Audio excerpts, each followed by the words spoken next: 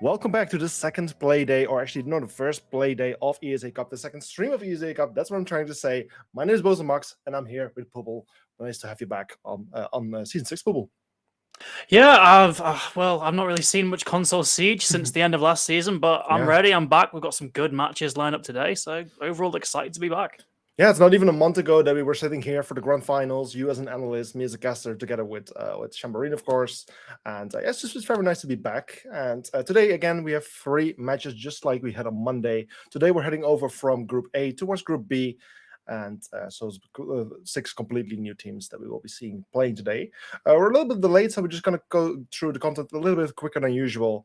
And then hopefully we can start the match very soon without any further delay. So let's just quickly bring up the schedule for today. As you can see, we're starting out with Disco Pogo by Vodem and Empire Gaming. After which we'll later have Minions versus E-Wave and Team QUQ. I don't even know how to say it, that name. It's a new team name, new name. And it's followed by the last match of the day, which is going to be Team Nemesis, and I believe that's the one that's going to be called like the German Nemesis team, or the main team, or the EU team, whatever you want to call it. I've been seeing some different namings for those. But yeah, those are the matches that we're going to be seeing for today, and this is Group B. So we're already. We have some time to catch up. So let's just quickly jump into the prediction again on Twitter. We did a Twitter prediction where you viewers can actually cast your votes throughout the day. And I believe a total of about 30, 35 people casted a vote. And this is the result. Bubble, what do you think? It's caught me a bit off guard. I kind of favor Empire going into this, right? Obviously this is technically a new team in Team Pogo, but they were Votem last season, right? If I remember correctly. And yes, Empire under MS, it's a lot of MSXV. Yeah, mainly they were taken out that first round of lower brackets, whereas Empire made it a little. MSVX went out in lower bracket round 3, and Votem went down in lower bracket round 1. So recent history states that Empire should really be the better team here, but we've had an off season, we've had roster moves, so I guess the public just sort of thinks this new roster is overall more stronger than Empire. But I personally would have predicted Empire here. Yeah, one other thing they actually mentioned is that these two teams, I mean, like again, Votem under a different name, actually did play against each other back in season 5 or in the group stages. Back then also Empire was actually called Maniac Suiciders, like we already said. And that was actually a 1-7 match in the advantage of Empire. I mean, it can just be a really odd match, a really poor match for Votem or Disco Pogo right now. But that also kind of spells something like these teams are finally going to have a rematch between these two teams. And given the fact that we have seen quite a bit of Votem Disco Pogo gameplay in some other of the competitions, kind of tells me that they might have been able to kind of improve themselves, or a bit of better shape than they were last season. And hopefully this can actually cause them to at least get a bit more of a close match, a bit of more of a fair match compared to the 1-7 that we saw back then. Before we can start with this match, let's just quickly jump into the map ban so we can actually see which maps we're going to be playing. We already pre-filled this just to catch up a little bit of time, and it's going to be Clubhouse. Okay, well, the 7-1 from last season was on Clubhouse. I didn't even make the connection. I'm a bit surprised that especially Disco Pogo let that map go through, because they don't have a great track record against Empire on here. So this really is the rematch. Same map, same teams, basically. I'm very excited to see how this sort of stacks up. It could potentially be another just sweep for Empire. But we could see Disco Pogo learning from those mistakes and really just a complete fresh team here winning on top of Empire. Well, let's not let your excitement keep waiting too long. Let's just jump into this first match of today, and let's just start right here. So as the match is loading in, or the map is loading in, we're going to Clubhouse, the German map in the game. And just after a quick tour, we'll soon proceed towards the operator ban phase, after which we will see which operators are not going to be allowed to be played during this first map. So let's go. Well, if I'm predicting these bans here, I would definitely assume we'd see a Nook off the board, because, well, first off, Nook generally sort of excels at maps with a lot of sort of staircases, a lot of corners, a lot of crevices to sneak through, and console in general very much favor banning that Nook. So I'd be very surprised if she slipped through this ban phase. We're going to be seeing this first up. It is the Jackal, so that is going to heavily benefit some of the roam game. It's going to slow down the roam clear because they can't just simply get a precise ping on the defender without investing much utility. Now, we're going to have to be seeing the attacking teams using those drones a lot more effectively, sort of acting on that intel pretty fresh, and it gives overall the defense a lot more sort of security in that roam. And there goes the Nook. For the sort of reasons we were saying previously, a very sort of strong operator, a lot of utility with those frag grenades, a good gun, a good gadget that really just excels at disrupting the defender. Yeah, indeed, Nook. We have seen her so much in action in the previous seasons whenever she wasn't banned, because she was one of the most banned operators. And, well, that doesn't seem to be changing anytime soon for this new season. The same goes for Solis, most banned operator for the previous season, still being banned quite often. I think it's already starting out very well for her again to go in the direction of being the most banned operator once more. But other operator bans that we could maybe expect, I mean, we have seen a bit of Fenrir bans in some competitions, also a bit of ESA yet. I mean, teams, of course, and players might not be fully comfortable with playing with him or against him, but in the end, it's going to be Azami, the Master Architect operator, as some people like to call her. And she can just basically reshape the whole layout of a room by placing her shielding and just being a bit creative with creating some new lines of sight and cover. So those are the operator bans that we're going to see for this match. And, well, we're actually going to see the new operator being picked as well. Fenrir being picked by Shimusu on the side of, that's Vodom. Yeah, and these Fenrir gadgets are going to be pretty oppressive defending this basement site. There's a lot of sort of entries onto this basement that require a lot of very sharp angles, and that is where I think the general consensus is Fenrir really benefits from these sort of sharp angles, these sort of almost these funnels the attack have to go through, because they have to look away from the gunfight to destroy it, or they can try and take a gunfight, but they're going to be blinded by the gas that it emits. And from even speaking with pro players that are in these various sort of tournaments, a lot of them are of the sort of general consensus that Fenrir he is a very oppressive operator. And it is almost surprising that maybe we haven't seen him banned here, because Club is a map that very much relies on like a fast roam clear and sort of fast takes at certain points in the map. And Fenrir can really just slow down that momentum. So we're going to be seeing Shimizu on the operator. He appears to have sort of laced those mines across the map to sort of deal with both this site take and the extended sort of roam. So it's going to be interesting to see how that sort of fares out for the side of Disco Pogo. Yeah, indeed, Fenrir. I mean, he was already being picked one time before, back on Monday when me and Musa were casting, but in the end, we didn't really see him in action that much. I mean, we didn't get to see his effect. It's, of course, one thing you don't see as a third-person perspective. When you're spectating, only when you're spectating the first person of the affected player. In the end, we didn't get to see it yet, so perhaps we will see it today. And also, one of the things that we're not seeing yet, but we have seen a little bit, is the observation tool. But for this round, it's still being left out. Well, meanwhile, the attackers are making their way in, just creating those first lines of sight, securing those first main points of where they will, in the end, try to proceed and put some pressure onto the bomb sites. And everything is going as planned so far. There's not much resistance, and it kind of seems like, yes, it is exactly what it seems like. Every single defender is playing on the bomb site. Yeah, and there's still benefits to this 5-man turtle, because the defense, they don't have wall hack, or the attack even don't have wall hack, so you'd hope they won't. There's a competition after all, so they don't actually know all 5 are down there. So you're going to be taking that time to be droning essentially nothing to clear out that position. So that has done quite a good job for the defense here. We're down half the round. A little bit of damage goes on to Perfect out of hard reach, but he can still get those hatches open. And now, with this 80 seconds left on the clock, they finally sort of secured their position above the basement, and they can now really focus on this execute. But time is money in Siege, and they still have a lot to clear out. The shield does look like it's going down, yep. Not protected by any ADSs there from the looks of it, so that is one position cleared, but basement, there's still so much more ground for the attack to have to clear, and Nikon, he goes down into that generator position. He wants to get a kill here, but he's not too sure if he can find it. There are so many people around him, he just doesn't know where to look at it. He does do a bit of damage and gets one kill, but in the end, it's Shimusu playing right behind him, taking him out. And this is just basically a tray, one for one. But as Forrest goes, gets a kill on Price. It's another defender losing his life. This time it was the smoke. When you don't like to lose at this moment, he still has plenty of his utility. And then Hibana gets another kill on Freddy. Things don't seem to be going the way of the defending team.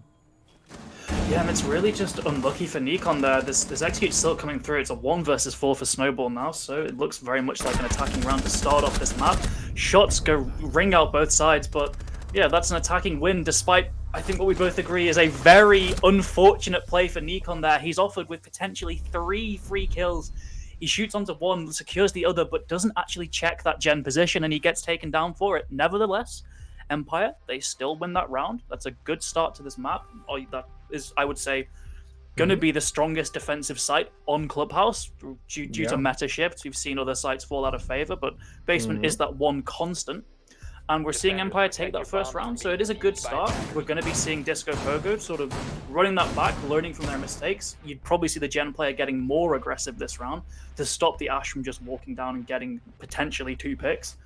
And we might even see a more extended roam here. The castle kind of gives it away, the hatch being opened as well. We're going to be seeing a much more active defense here, potentially trying to catch the attack off guard, because that first round they were very, very static, very much just sitting on site, allowing the attack to drone out nothing, just chasing Ghost upstairs.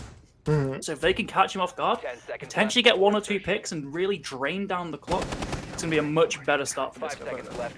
Yeah, right, especially with this extension here, the time wastage is going to be a bit more effective there on the side of Team Disco Pogo. And also with the Orange running around, it's just going to cause so much chaos and so much mayhem, at least as long as he does it right. And this is certainly something that here Team Empire will need to take account of, because they will need a bit more time to actually clear out those positions. I mean, this tunnel, unfortunately, interestingly, not being reinforced. This way, the Ace will be able to bridge it very easily, just using his bridging charges that he brought along. This time, he doesn't need to use any bit of utility that he needed to use last time. But in the end, this way, the tunnel will be opened up. Castle barricades from the outside, also very, very vulnerable to those bridging charges, and those will also likely be opened up without any bit of trouble. Yeah, and the castle barricades really do give the game away that there is going to be an extended roam. We're seeing 3 players all around bar here. Perfect, though. He wants to maybe try and avoid that and get to site. They're separated by nothing but a castle barricade and a reinforced wall here. The attack and defense so close.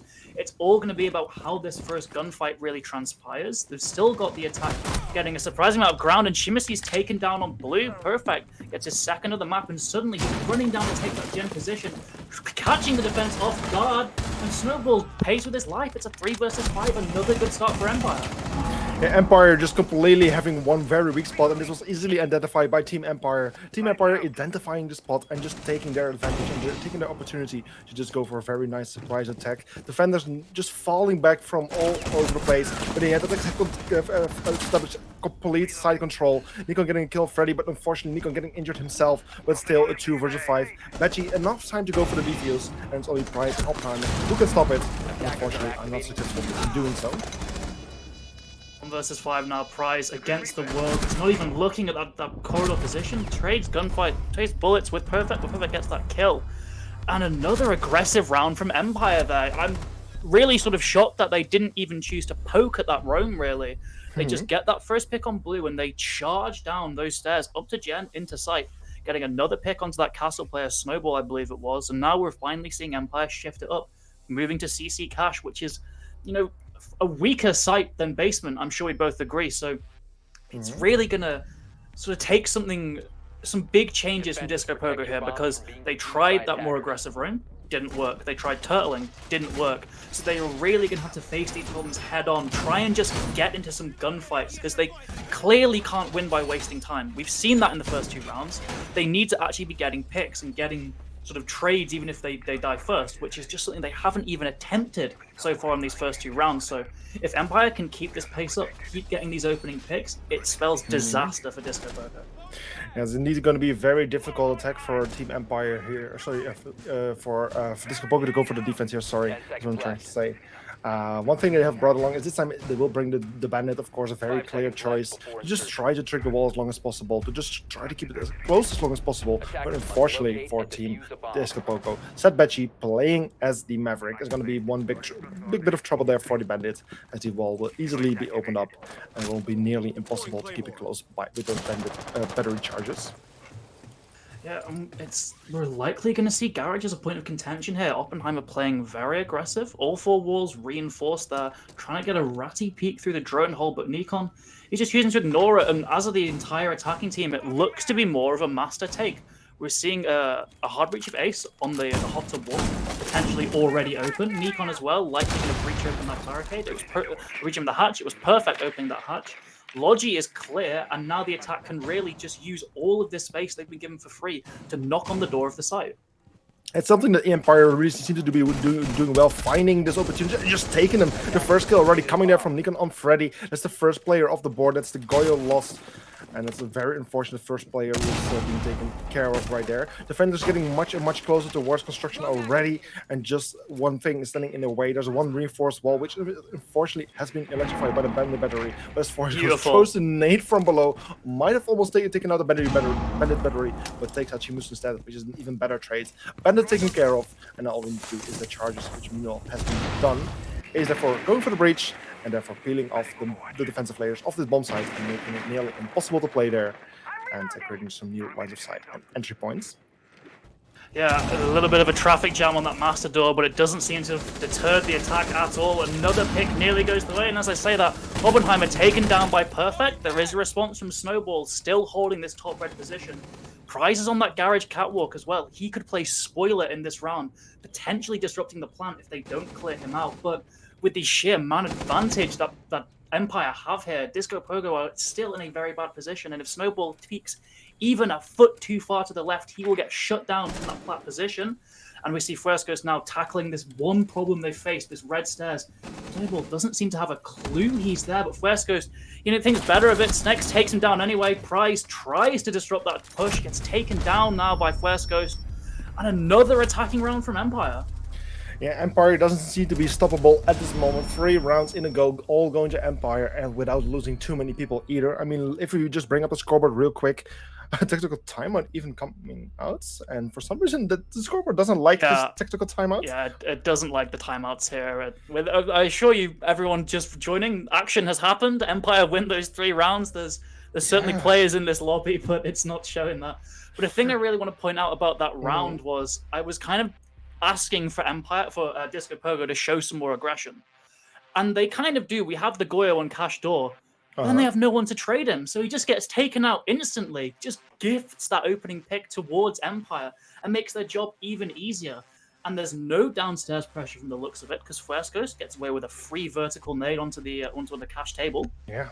So overall, it just makes the Empire attack incredibly easy. Disco Pogo, they are not replying with adequate levels of aggression. There was no challenge towards Master Side.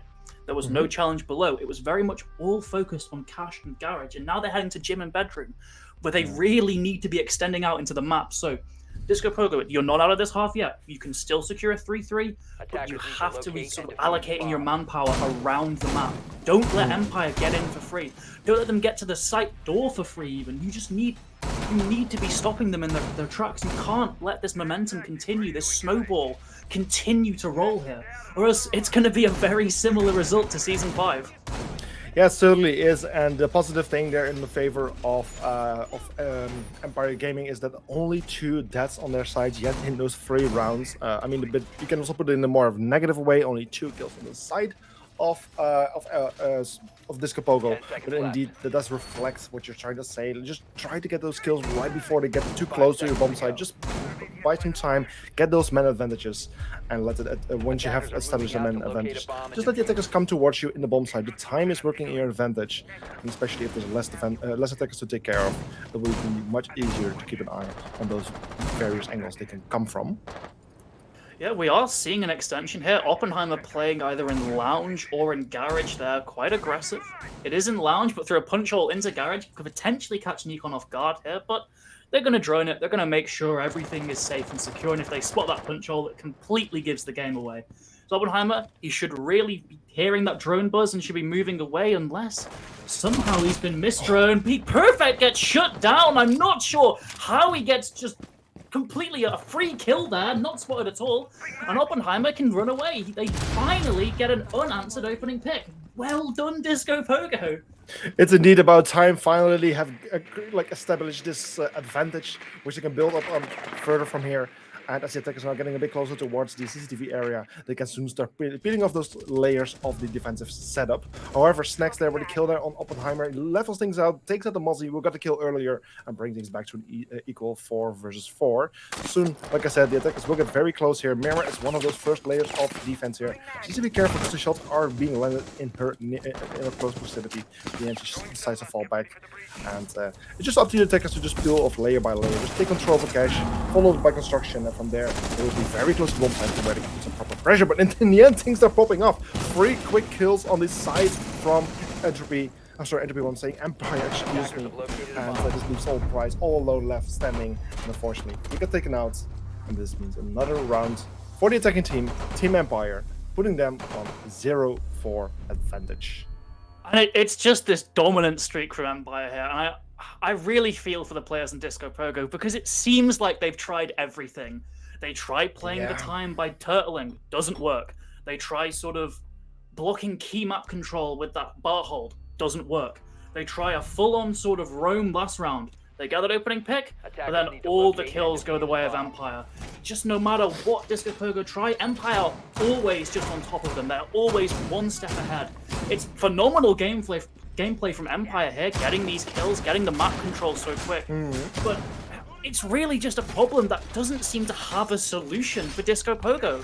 They're going down to basement again. They've got the Castle and Oryx Mozzie, so that really does suggest an extended roam here.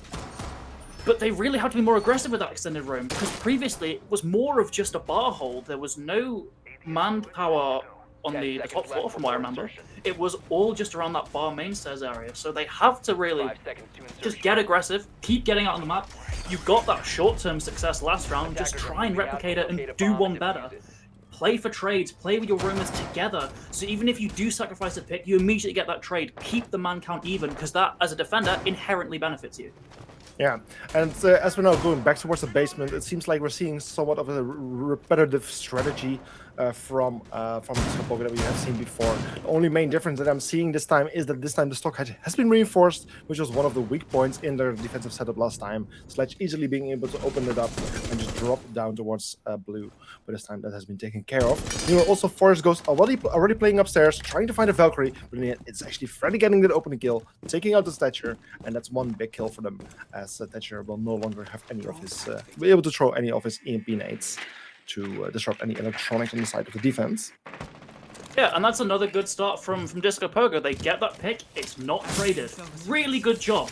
Now, we're seeing the defenders sort of peel back a bit. Oppenheimer nearly caught off guard upstairs, but we saw he retreated all the way back to main. And now it's just up to the defenders of Freddy and Shimizu, still in this bar position. Oppenheimer can help as well, but they need to not give away their life for free. Try not and take a 1v1 engagement. You have the manpower, you have that man count advantage. Use it. Play for trades, play for 2-for-1s. It's so much easier on the defense now that you have that one extra body to play with. So I really would like to see Disco Pogo still maintaining a bit of aggression and not letting Nikon run down into Gen. For the 3rd time now, he has complete control here, gets in, but he's shut down. Well done, Oppenheimer. You've got rid of that rat play. Now surely Disco Pogo can win this round because they're in such a good position here. They're indeed in a good position. Also, meanwhile, Bachi here coming from the tunnel, one of the other ways that the attackers can actually approach a building. So currently the Valkyrie is kind of stuck in between 2 attackers in a very difficult position. But the good thing is that the defending team has established their man count control, man count advantage, excuse me, and therefore they are able to just have this little advantage which they can benefit from. Bachi with a kill there on Oppenheimer. First defender losing the life is the Valkyrie, who was in that tough position, and Perfect just equalizing things, even regaining that advantage by taking out 2. It's all coming down to this 2 versus 2, and Freddy gets a kill on Fire's Ghost. It's all coming down to these 4 remaining players right here. Bachi can get this plant down. I'm not sure if there's any holes above. He could potentially be secure. Shimizu seems to think there will be a hole above, but thinks better of it. Goes back down those main stairs. Plant for free, and it's still a 2v2, but the clock thoroughly favors the attack now. Indeed, the 2v2, especially as Freddy is being injured, it's all coming down to Shimizu. The Oryx playing in the back of Arsenal room, getting very close to the diffuser, has located the diffuser, but there's still 2 attackers on the loose. He might spot the Hibana right behind those wrecks, but it's a bit difficult as the position is kind of hidden, and unfortunately, he just moves in the right moment. This goes on. It's like a cat and mouse game, just so hiding painful. each other. not exposing themselves in the lead. Very painful, as Betchy has very smartly relocated himself towards the hedge. As the Oryx kind of finding himself in an impossible situation, and as we go past the 7-second mark, there's no chance for him to actually go for the defuse here. And unfortunately, even though they got so incredibly close this time, it's still another Empire win, which puts the score on 0-5. Yeah, and that was a great post-plant play from Betchy there. He sprints into the kitchen, and a lot of people would see that and think, well, why are you sprinting? Your gun's down. You can't actually take a gunfight there. But he does it for the sound. He lets the Oryx know there's a player above, just completely deters him from sticking the plant. He's already won. 5 seconds left. Even if Oryx gets that kill, there's no way he can win the round. He can't counter it. But sort of the bigger thing with that round, really, and I hate to say this as someone who really likes breaking down Analytical Siege, it's just a skill issue. Empire are just winning these gunfights from a really bad position, 5-3 down. They're still just winning gunfights on site, shutting down the site players, getting all that space still, and it's led them to go 5-0. But Disco Pogo just can't really shoot back. It's heartbreaking. It was such a good start. They were playing aggressive, playing as a team. 2 picks, great, best they've done the entire map. And then it all just crumbles in that final execute. They just lose man after man. It's ludicrous, really, that Empire can get away with that. Attacker's objective is to locate Yeah, it's incredible how well Empire is doing, something that a lot of people didn't see coming, especially if we look back at that prediction. I believe it was a 45% for Empire and a 55% for Disco Pogo. I believe so. They were doubting on Empire, I know that. Yeah, so that's the thing, and Empire is just doing so well. Like, they're already improving so much on what we saw from them previous season. Just such a more strong team. And I'm very excited to see what they have in store for us for the remainder of this competition. But for now, they have one first match to be played and potentially to be won. And they're on a very good track right now. Actually, already opening those first walls, getting very close to potentially one of the first defenders, Freddy, who's currently playing in the logistic office. Throws his 4 out of and finds perfect. A perfect throw, you could say, onto perfect. And this way, the buck of the board. One less thing for this proposal to worry about.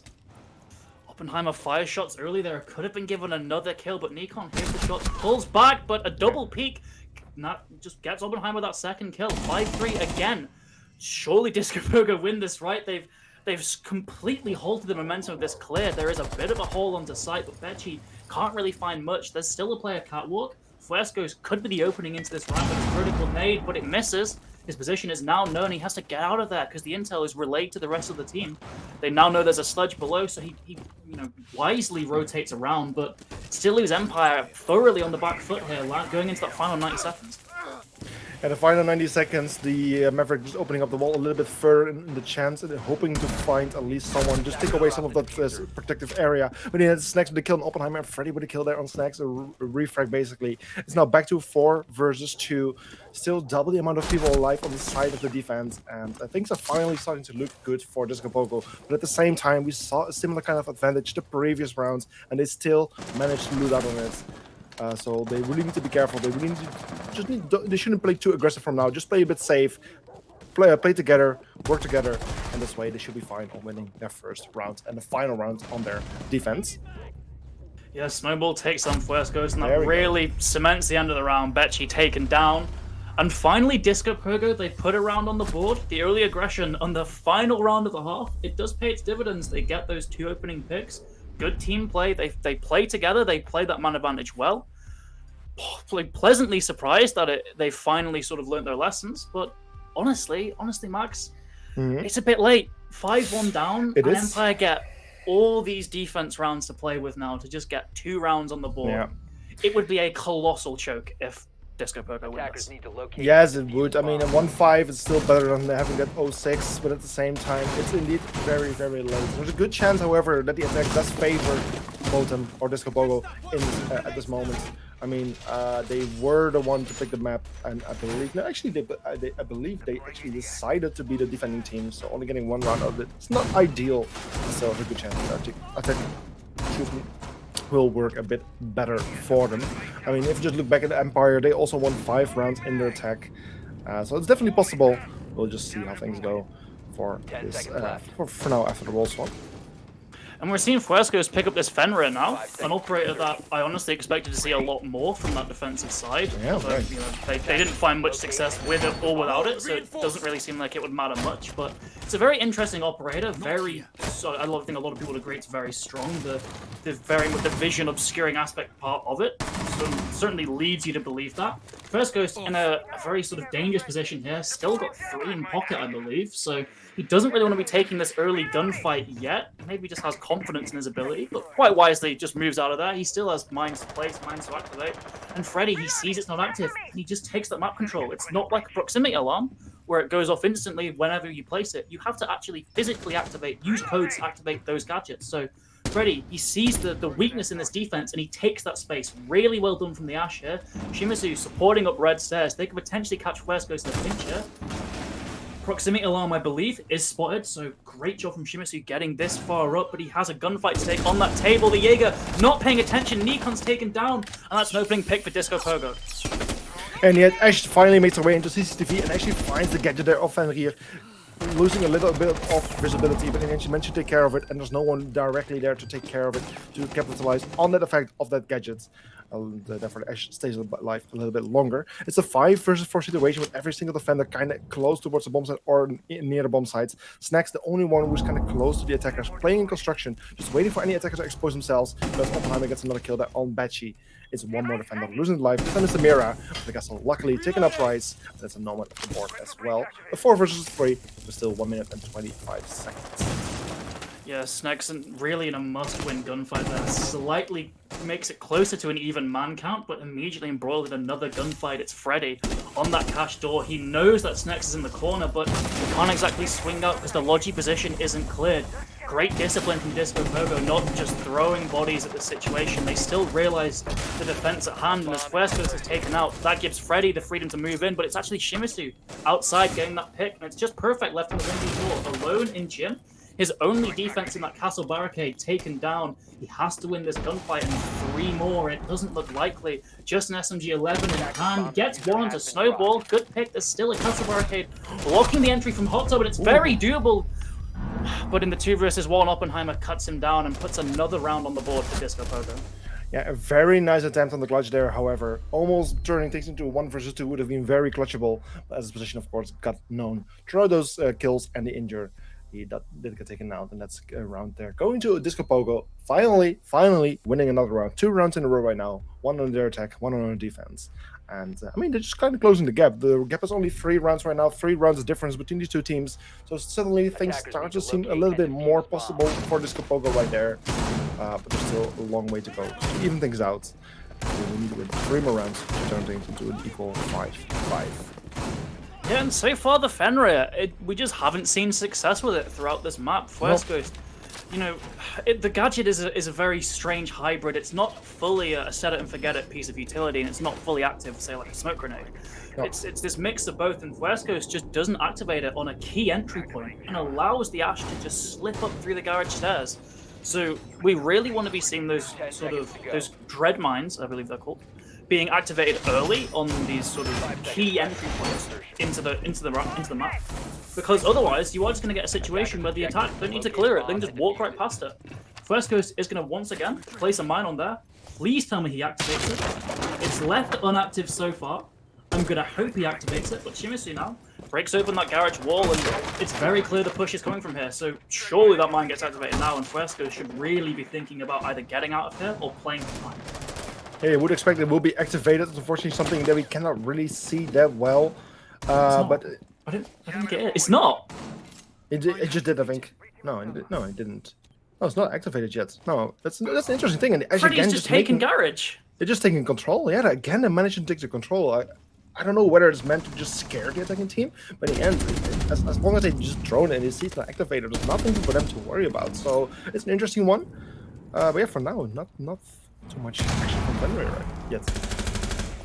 Nikon gets a freebie there onto Shimizu and now can think about rotating back to site. That's an opening pick for the defensive Empire. But they still have a lot of control here, the attacking team, on that east side of the map. They've got garage full under control. Fuesco's kind of caught in a bit of a pinch here. He has that dread mine on red stairs, but don't know if it'll find much value because the attack looks to be coming through Garage, through CC, and he just thinks about getting out of there. They don't want to waste that man advantage they have, and now all 5 are back on site into that second minute of the round. So overall, Empire in a pretty good spot. There's still questionable utility usage, but they've managed to get their opening pick, and most importantly, they've kept it. Yeah, indeed they did. And as the attackers are now getting very close towards at least CCTV and Cash, they can finally start taking control over this. We already see Ash heading into Cash, from where she can start putting some pressure there on the construction area. From here, she will be able to get towards the bomb site, but there's still a little bit of layers of security, layers of defense, just waiting for her and not letting her pass. One of those tricky ones is the mirror. Currently playing in logistic office, having the mirror window facing construction makes it nearly impossible to cross that area, and they will need to take care of the mirror before they can actually cross that area. She's playing in a very unconventional angle here, right beneath the hatch. Frescoes gets taken down. Finally, the man count evened out, but Logi is going to be this position of contention. You know, Betchy, he's still not been flushed out here. There's no one on the roof to really take that gunfight, so they're going to have to pull through that rotate, and that is a perfect fight for Betchy to win. If he just holds this window position carefully, he can completely shut down the attack. In fact, it looks like 3 members of the defense all facing towards that office area. They know that's where the attack is coming from, so it's really to Disco Pogo to read into that. They do. Freddy gets a kill, and now they're flooding in through construction door, but they haven't actually dealt with the threat in Logi, and they get a trade. Yeah, this was a good moment for Fenrir to see him in action. Did like exactly his line of sight of the Ash being blocked, but still having enough information to actually get the kill on Nikon. A quad kill right there. It's all coming down to Betchy. He does find the Ash, take her out. Normal kill streak for her, and in the end, almost clutching things out. Down to the wire. That was very close. Just perfectly lined up even. It was a great round from Freddy there, and once again, Fenrir seems a little bit underpowered here. I could assure everyone watching, he's busted. He's really good. But Freddy is just better in that situation. He just reads where the head is, continues that spray, gets his 4th on the round. And as you said, the difference in these rounds, it's decreasing. Empire only 2 up now. But they can still they still have full freedom on where they can defend here, so they're going back to the basement. This is just a very strong site for the defense. So again, you'd expect them to be winning this. We said the same for Disco Pogo, and they didn't. But is this the first time they played it? This is the first time that great Empire is playing this bomb site. It was played about 3 or 4 times by Disco Pogo, I think, of which they actually didn't manage to win. Only the last one, I think, was won by. Yeah, only the last round. The last attempt, I think the 4th, it was in total. It was where Disco Pogo managed to win this bomb site. This will be the first time for Empire to actually play this one as well. And we'll see how things go. Yeah, I mean that's a sort of a great thing for Empire that they haven't lost this site yet. So it's a good sort of track record for them here, or just overall on the basement. It's a good site for the defense. There's nothing telling us otherwise that they'd lose this. So Empire should be picking up around here. We're seeing the smoke in play, losing that shield. So that is going to slightly sort of shift the dynamic of this defense. There's no Azami as well to make up for that. In fact, there isn't even another operator with a deployable shield there. So, you know, the defenders, while still, I believe, all 5 are on site, they're going to have to be a little bit more dynamic with their positioning. They can't necessarily hold these power angles because they just don't have the utility to defend them. Especially, you know, Smoke, you would tend to sort of pin that solely on him. He has the shield, he has the shotgun. He's very hard to dislodge, doesn't have access to that piece of utility anymore. So we're going to likely be seeing Empire sort of moving around site here because they just don't have the luxury to hold angles.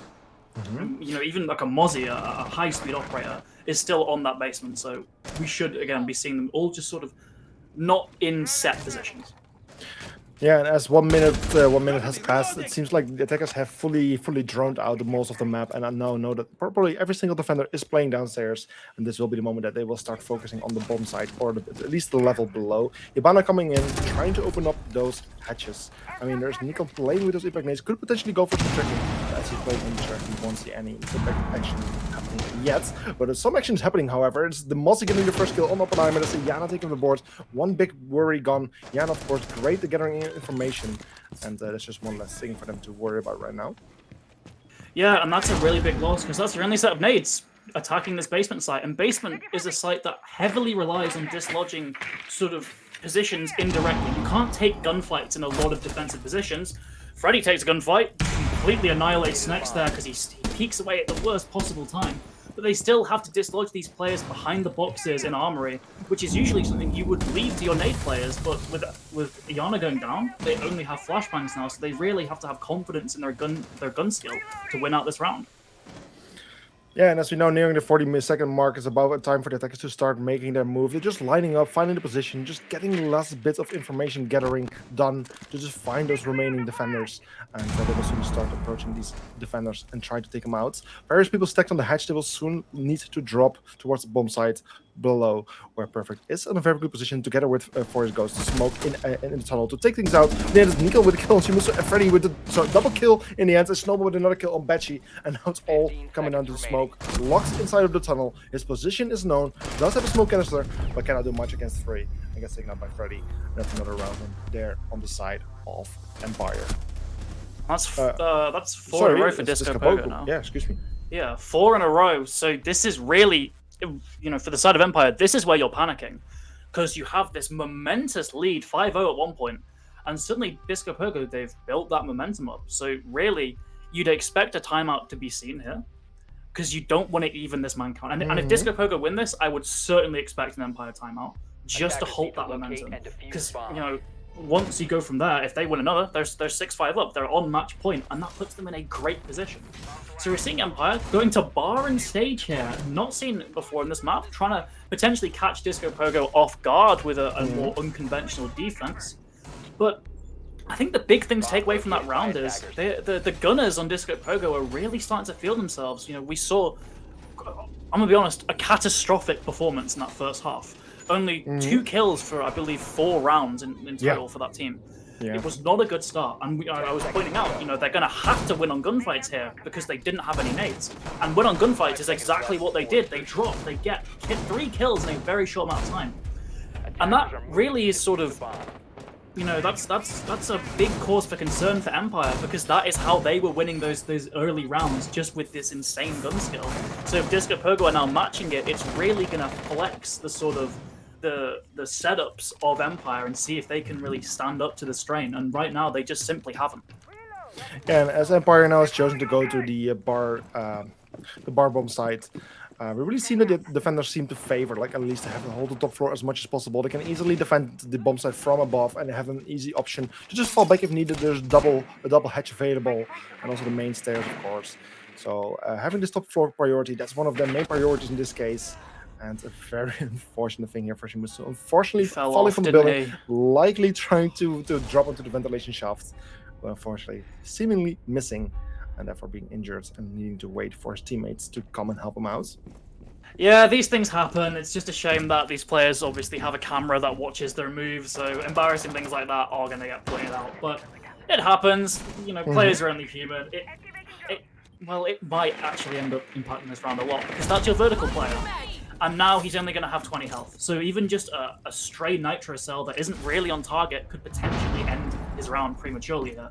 So Buck is going to have to be very careful. Shimusu can't really afford to take any risks while getting this control. But he's also got Freddy with him. And Freddy's having a heater of a match so far, 12-6. So he can just rely on these operators. He can drone in his fellow operators, give them intel, allow them to take these gunfights on their terms, and still clear out this position. Snowball as well, holding a cutoff on Jim, taken very low, so it's still just getting worse for the side of Disco Pogo, but Oppenheimer, one of those fragging operators, comes in. Spetchy, a little bit delayed in that response, gets the trade and can go back to site, and now with just over a minute left, Empire are looking to potentially be in a good situation to win their first round. Yeah, 2 attackers with very low HP, which is certainly going to be helpful. Easy gunfights here for the side there of Empire. And as Price does get a kill on Nikon, however, is it back to 4v3. The advantage there go to Disco Pogo, the man advantage at least, with the time. That's starting to take on. There's 45 seconds remaining. There's still a Mira in play, who potentially has placed a Mira somewhere to defend the bombs. I'm not sure. But then there's also the Echo, which can be a huge problem. If his drones are still in action and are placed in the proper position, he can easily disrupt the attack and even defuse at one point. Honestly, from that bird's eye view, it seems like the defenders are kind of locked out of the sight here, and if Disco Pogo realize this, they can execute fast. They've got that man-count advantage, they can potentially just deal with this kitchen corridor player, and that they do. Freddy gets his 13th of the match, Frescos does respond, and the execute's coming in thick and fast. It's just Frescos in the 1 versus 3, but there's no one currently with that case in hand. They seem to just be going for kills. The case is on the top floor. Frescos could clutch this 1 versus 3 in his sights, and he makes it happen. A catastrophic misplay there from Disco Pogo finally gives Empire that elusive first defensive win. Yeah, just leaving the diffuser upstairs, that's a crucial mistake that we also saw back on Monday in Group A. And yeah, just so much time wasted and such an opportunity lost. The 3 attackers had perfect side control, but just the Echo drone really to work to worry about. If they would have been able to find a safe space with someone looking for the Echo drone, they could have easily planted the diffuser. But unfortunately, as they didn't have it, a very unfortunate round loss there for Team Disco Pogo. Yeah, and in Disco Pogo's defense, they did make, you know, a good job with a bad situation. They immediately recognized, okay, we can't get that case. We're gonna have to just go for this kill, and two of them stack up there. They have the Buck to do it, but that low health kind of catches them, that bites them in the very end, because Buck just gets slaughtered by Frescos, and that leaves the other player just struggling to win a 1v1 gunfight. Frescos wins that, so great gunplay from Frescos, but also I can see the sort of vision from the attack there, that it was good that they identified their win condition had changed, but ultimately they just didn't have the time to really act on that. Mm-hmm. Yeah, well, and as we're now proceeding back towards the top floor bomb side, it's Forest Ghost playing as Fenrir this time, so let's see how the side of Empire Gaming does with this operator. I mean, we did see him being picked quite a bit of time by this Pogo and not being too useful with it. I mean, at one point, there was one of his bits of utility placed at the door. There was some muscle bets from Funk Destruction, which did kind of disrupt the attack at one point. But for now, we didn't see too much yet. But attackers, I believe, are already trying to make their control. Yes, the same thing is just happening on the other side of the team. I mean, it's just actually just being able to walk straight into Garage, not any bit of resistance so far yet. And this already gives her a great bit of control, which will be very useful. Meanwhile, also Snowball repositioning himself here towards the CCTV wall, opening it up to create a new line of sight and entry points. And soon, defenders will find a lot of pressure onto the cache room. Yeah, and it's kind of a similar approach that Empire have used these previous rounds, but now, I guess, to their credit, they've not even wasted a Fenrir gadget on Garage this time. They've placed them all around the map elsewhere. Oppenheimer gets a beautiful opening kill with that nade, but it's swiftly responded by Nex. Prize goes down. That's your Nomad. I hope she's placed down that utility, because it has saved them on multiple occasions during these rounds, shutting down flanks. But overall, another good start from Empire. They get that trade down. It's not ideal losing the Fenrir, but he seemed to have 3 gadgets that he was very set on just placing and activating from the start. There wasn't much juggling, and Shimizu gets downed again outside the building. I doubt he's going to get confirmed here. Snex proves me wrong, though. I believe just peeks that garage, the construction window, sorry, gets the kill, and that firmly puts the advantage in Empire's hands. Yeah, finally we're seeing a bit of Fenrir action again, but no one directly there to capitalize on it.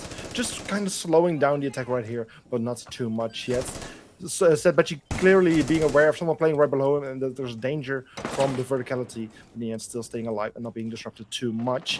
1 minute still on the clock. Attackers need to work their way closer towards the bomb site as Snowball playing on the windows. Getting damage from both windows quite a bit, but still left alive. With just a little bit of HP remaining, which will make future gunfights quite difficult. Yeah, Snowball's so low on HP there, so now it will fall on Oppenheimer to make this play here. He punches that barbed wire on main. Gunfight goes a bit awry for both players. Nikon's still on full health. He retreats slowly back up that main stairs. He doesn't want to give this position away for free, and Becci gets caught out with a nitro in hand. This could be the opening to the round that Disco Pogo need to get that 5th. Indeed, they need to get the 5th. Is now 3 versus 3 with 25 seconds remaining. Perfect, being extremely low on HP. The position of the Jaeger known. Freddy finding a kill on Snacks. Nikon to kill on Oppenheimer. It's a 2 versus 2 right now. Perfect, still extremely low. 1 bullet will easily take him out. But so the same goes for Snowball. Also, he will easily be taken out if he gets hit by bullets. As Freddy gets a kill on Nikon. It's all coming down to Freddy, who does get a kill on one more player. It's all coming down. And he gets 2! He gets 2 kills right from here, right from Jim. A perfect position, strong position for him to be in. And as he then gets the final kill, this round will be won by his team with a 7-4 score. Yeah, but in Disco Pogo's defense, they made Empire work for it in that second half. Things seem to be going very wrong for Empire, but they stem the bleeding, they patch themselves up, and get 2 quick rounds really at the end to just solidify that win. 7-4, great win, great for the round differential, +3. Which is in like the grand scale of things, you want these wins to not be close. So you've got the 3 points and that good round differential. Yeah, and given the fact that at one point this match was a 0-5 score advantage for Empire, I do want to point out that Disco Pogo did an absolute great job on trying to fight back as much as they could. I mean, turning a 0-5 into 4-7, that's a pretty great accomplishment. But of course, unfortunately, it wasn't enough to bring things back to a 6-6 or 5-5, at least an equal number. And in the end, it's Empire just winning this first match. So beautiful first match for today. And it clearly shows that these two teams are very well matched, but that Empire is just a little bit of a stronger, or at least a bit more in shape in this case, and has been doing very well. So I'm very excited to see more of these two teams next week, Wednesday.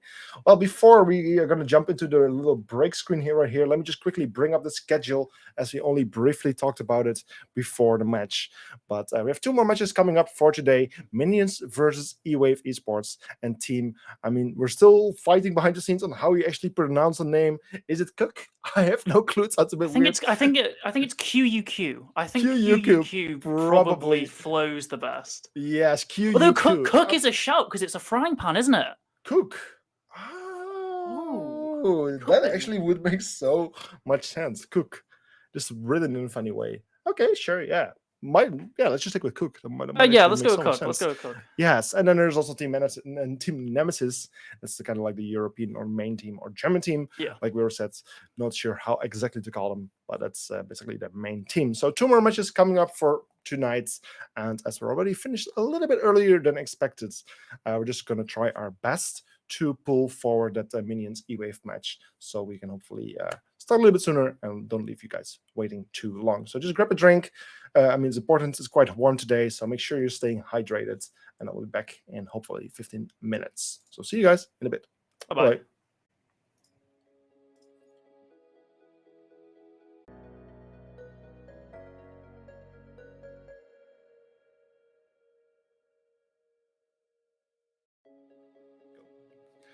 And welcome back. After a short break, after seeing the first match for today, which was Disco Pogo versus Team Empire, we're back with the second match for today, which is going to be Minions versus E-Wave.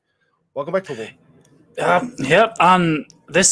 These were 2 teams that were in last season. Obviously, Minions got that podium position, second place, so they've kind of set themselves some big boots to fill. But they never actually faced each other last season, if I'm correct. They were in separate groups and separate sides of the playoff bracket. So kind of an unknown matchup going into this. So there's potential for a big surprise here, but I can't really doubt Minions here. They had second place last season. Phenomenal performance from them, just losing out to the 2-timers. So I think it's going to be a fairly easy Minions win here, if I'm honest. Yeah, that's also kind of what I'm expecting as well. I mean, Minions, they have been doing really well past season. They're also participating in various other competitions at the moment where they're also doing very well. So they still seem to be in very good shape. And besides some roster changes, I think they're still in a very, very good team. I believe I've heard it's no longer a full Xbox team anymore, as some of the Nemesis UK teams, the team which kind of fell apart just right before the start of the season, joined their team. So there's Madrino and Ollie, which are both PlayStation players, which we might know from MVG UK. Those have joined. But for the rest, it's still a very familiar team. Let's just take a look what our community is thinking about this match, because we just shared that we are thinking that it will be a Minions match, and I think the community indeed is agreeing on us right here. A 66% versus 34% on the side of E-Wave. Don't get me wrong, E-Wave, a good team. They have been doing pretty well in the previous season as well. I'm not sure in what position they ended last season. I think they did make it to the playoffs, right? It wasn't the best performance. They went out fairly early in the bracket. Right. 9th, 12th position they occupied. So I believe second round lower bracket playoffs. Yeah. I mean, that's still the best half. So if they will do at least as well, they will probably still make it to the playoffs for this season as well, or at least the second stage, because we're actually having another stage in between, which you can just quickly talk about. I mean, right now we're just doing the group stages, something you're very familiar with. On Monday we had Group A. On today we're doing Group B, and after these groups, I mean, there's also Group C and D, of course. But after these groups, a select team, 4 per four per group, so a total of 16 teams will proceed into the Swiss system, which is the second phase of ESA Cup. This is, of course, something not so many people will be familiar with. The only thing you might really recognize it from is the major, which happened in Copenhagen. This is also like a system that took place right there. But this is going to be a very interesting one. Just one more stage, just in between those group stages and the actual playoffs brackets.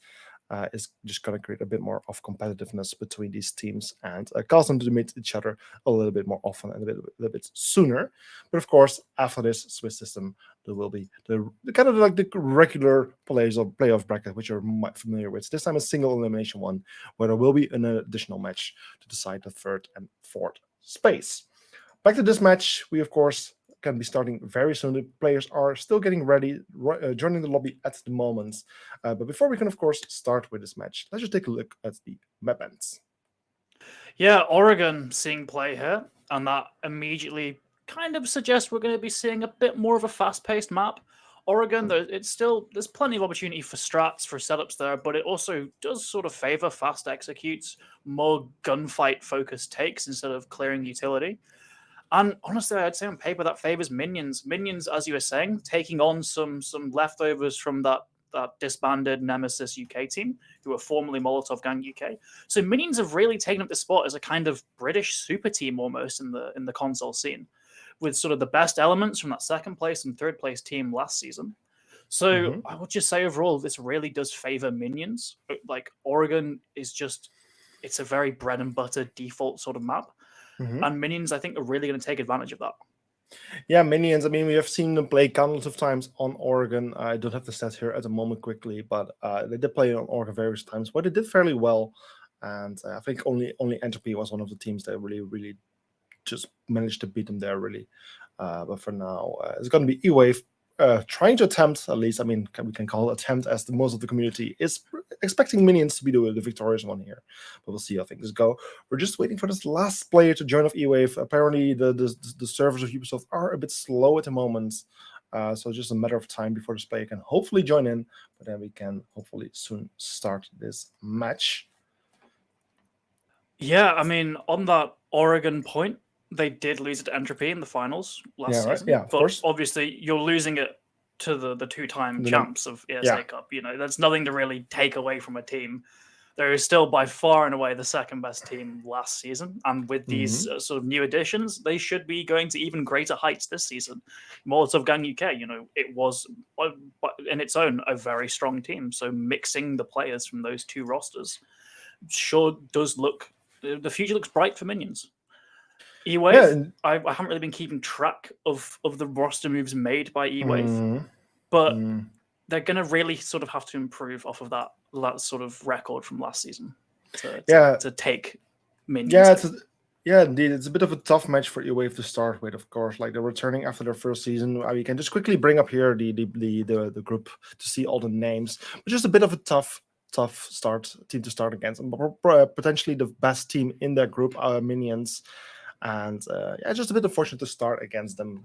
Losing this match, of course, wouldn't be the end of the world. There's still plenty of other teams where they might even stand a bit of a better chance. But at the same time, we don't know what E-Wave has been doing in the meantime. I mean, there's been quite a bit of time since we have seen E-Wave.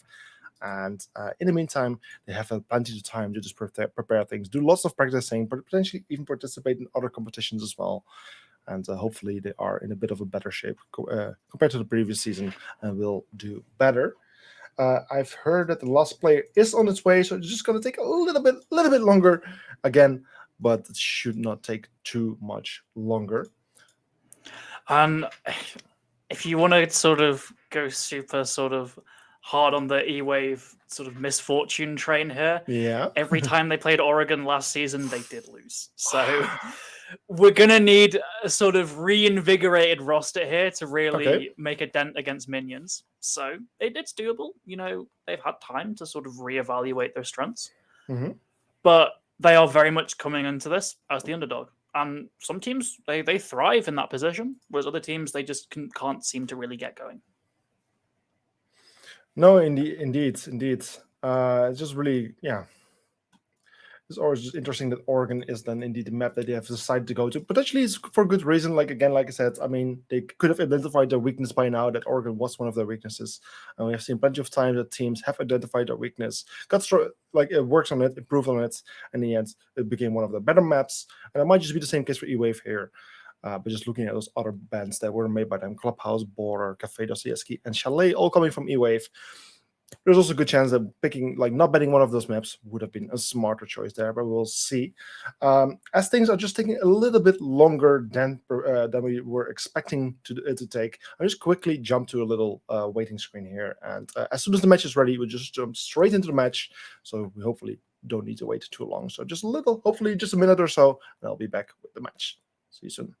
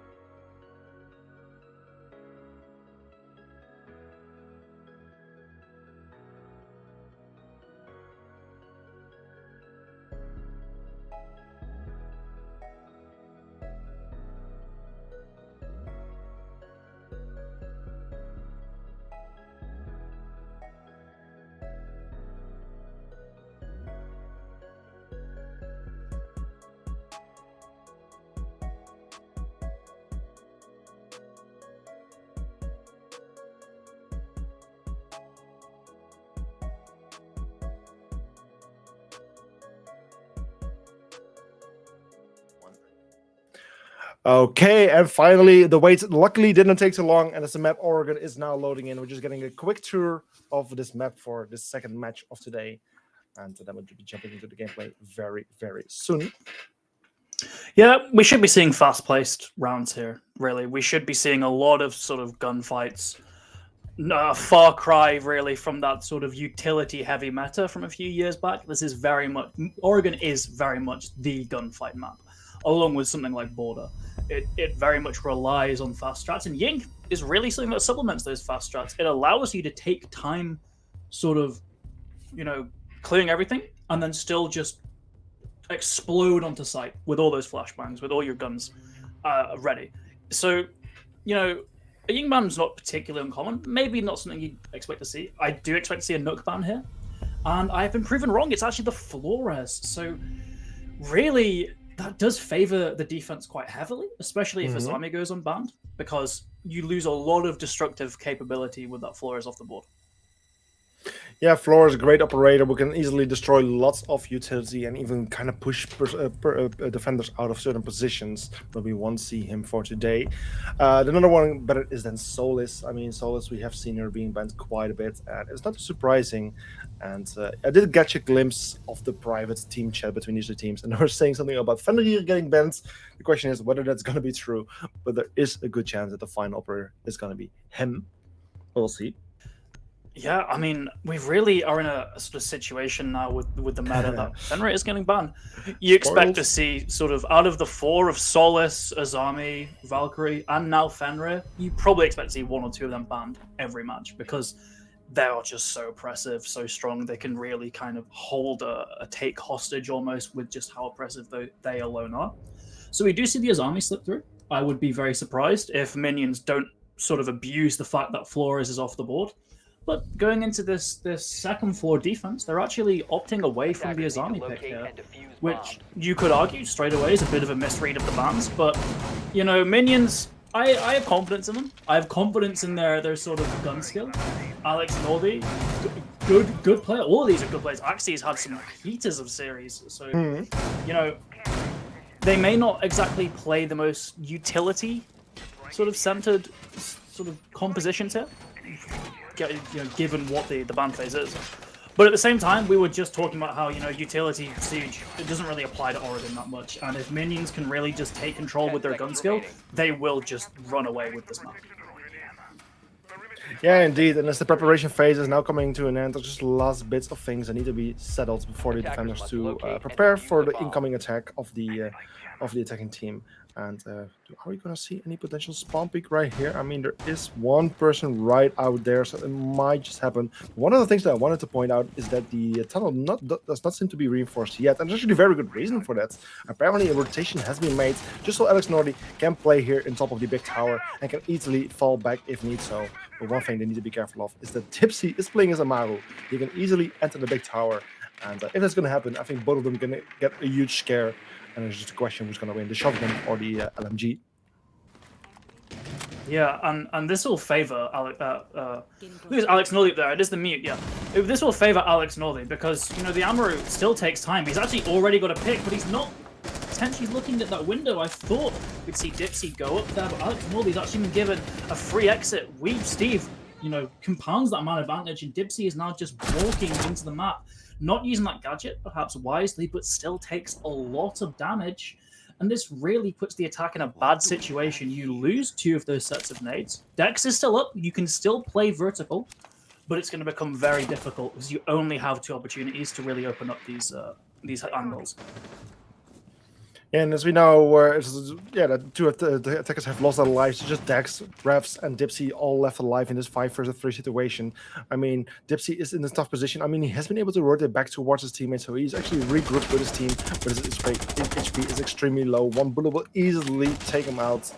And also the time is not working in the advantage of the attackers anymore. There's only 1 minute and 20 seconds. Attackers need to find a way towards the bomb site.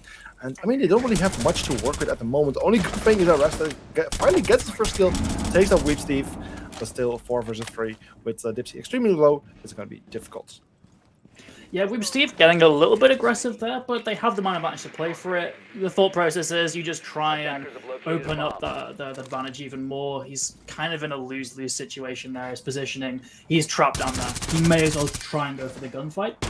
But still, Minions in a very good situation here. Health drastically favors them as Dipsy is just on a single digits of health, and Dex is taken out. This execute might not even sort of happen at this rate. Yeah, when Dipsy go for a late rotation all the way to the big tower, it might provide him some opportunity to go for an unexpected flank. But as his teammate falls, he's left all alone. He needs to reopen the attic wall that had been reinforced, so the rotation has been completely cut off. Uses his secondary harbinging utility to open up the wall to potentially create a distraction. But I think something else is happening here. He's just completely falling back to construction site, all the way back, like quite far away from the action. And it kind of seems like here, like a self-created tactical timeout to just talk through that first round for E-Wave, because oh boy, things did not go the way they were hoping to. Yeah, and we see this a lot. If there's an unwinnable situation, teams will just sort of take that as like a save round, and just timeout. There's obviously not going to be much to talk about here because there's only 1 round of play. One thing I really want to point out there is Alex Nordi got away with a lot more than maybe you'd expect him to. He gets a kill, not even through a rappel, just I believe someone walking down on the big tower stairs, which suggests that the drone work maybe wasn't up to par for E-Wave. It was, obviously it's a great play from Alex Nordi to capitalize on that, get those kills, but it's certainly preventable death. And E-Wave, they should be sort of using these drones a lot more. They don't have the tools like the Ying, like the Flores, to really speed up their execute, so they need to be using drone work well. They can't really afford to sort of like they can't afford any half measures really. And it felt, that attack very much felt like a half measure. It felt like they weren't properly droning out all these angles and they were getting caught. So ultimately, it's just a case of learning from your mistakes, learning from perhaps your flaws in that drone work, and don't let Minions get away with these cheeky angles, these picks that really shouldn't be happening. Because Alex Nordi on that T3 position, if you know he's there and you play around it accordingly, that is effectively a free kill for the attack. You have so many angles, so many cross angles you can hold, it's effectively a free pick. But E-Wave just couldn't capitalize on that. He slips away, and their misfortunes just keep building up. They keep losing 1v1 gunfights. So we're going into this round. E-Wave, better on the drone work. Already we're seeing Dex clearing out these sort of ratty positions, because you can never count anything out from minions. And I would also like to see them sort of playing in pairs, using that buddy system so they can always get trades. Yeah, indeed, playing in buddies, approaching from 2 different areas. That's exactly what E-Wave is now is doing. I mean, they're just trying to find the first way and just still getting that bits of information. An interesting operator also that I want to point out that hasn't been picked is the Glass, one that we don't see too often, one of the operators with the worst pick rates generally, I think. But yeah, he's going to be seen, which is an interesting thing. Meanwhile, Dipsy also already inside, opening those first bits of hatches. So at least a bit of work is being done. And if we just quickly check on the time in terms of roaming, I don't think there's too much going on. I mean, there's just the Jaeger on top of those freezer stairs, and he's only the first bit line of defense. He's getting close to the attacker, so they need to be very careful. But for now, they do have a bit of a free area to play in. Yeah, there's going on that last point. There's 2 places you'd really expect to see. Madrino takes down Dipsy, and I think that is really an operator that goes hand in hand with the Glass. It provides an extra set of smoke grenades. Tenor is going to force Oli all the way back through Freezer, so they've managed to clear out that position for relatively little. Weep Steve even does get aggressive on that mute, but quickly turns away. Matty elsewhere on these laundry stairs, so they're going to be very aggressive picks. Dex doesn't really... Weep Steve gets 2 with a shotgun there onto Freezer. Incredible play from him. And overall, it's another sort of attacking round that is falling away from E-Wave here. They had a decent start clearing out Freezer, but they don't reinforce that control there. And now it's a 2 versus 4 heading into that execute. 4 versus 2 with 1 minute on the clock, so there's still time, there's still a chance for you to work things around. All they need to do is get 1 kill each to bring things back to an even 1-2 versus 2 situation, but even that is going to be tricky. There's currently Mati playing down here as a laundry stairs, trying to go for some gunfights, trying to do a bit of damage through pre-firing, while refs still have some of her Hibana pallets, which either can be used to open some of those hatches and walls to create some new lines of sight and entry points, which can hopefully assist them a bit further. Meanwhile, Mati getting close in by 2 defenders at the row, and just finding both of them. Mati getting a double kill on both Ollie and Weep Steve. This is exactly what I was talking about. 2 kills is all it takes to bring things to an equal 2 versus 2 with a mirror window. That's going to be one of a hell of a tricky one. Alex playing right behind it, and with 20 seconds, there's not much time for the attackers to work with. They need to push in, they need to find a way. Ibana Perez could potentially take care of it, and with these 13 seconds, they're just gonna rush in and try to find those kills. Planting is gonna be a very difficult one, and as the Mia gets 1 kill there on refs. It's all coming out of Mati. Just 2 versus 1 position with 1 person still in the closet, and just can't get maybe get 1, but the other one is just too far away, hiding in safety. And this way, another round is going towards the defending team, which is Minions, putting the score on 2-0. And throughout that round, we kind of saw that double-sided nature of the Minions playstyle. They get very aggressive very early. They get that opening pick. We see Weep Steve getting very aggressive on Freezer, getting a 2-piece with that shotgun, which I didn't expect to happen at all. If you're slow firing fire rate, it is a shotgun after all. But then, you know, going into that mid to late round, they kind of overpeak. And we saw a very good 2K from... I would love to give credit. I can't actually remember who it was on that laundry stairs getting those 2 kills. The Minions, they overpeak. That's the key issue. They overpeak. And if E-Wave can catch on to that, if E-Wave can even take advantage of that, they could very easily turn this match on its head, get a few rounds on the board against Minions. So really, we just need Minions to show some discipline. I get it. You were the 2nd place team last season. E-Wave were a team that did make it to playoffs, but they were knocked out quite early. So ideally, you would be seeing this as a quite easy win for Minions. But they can't let that get too much in their heads. Confidence is good, overconfidence not so much. They still need to be playing this seriously, play with that sort of discipline.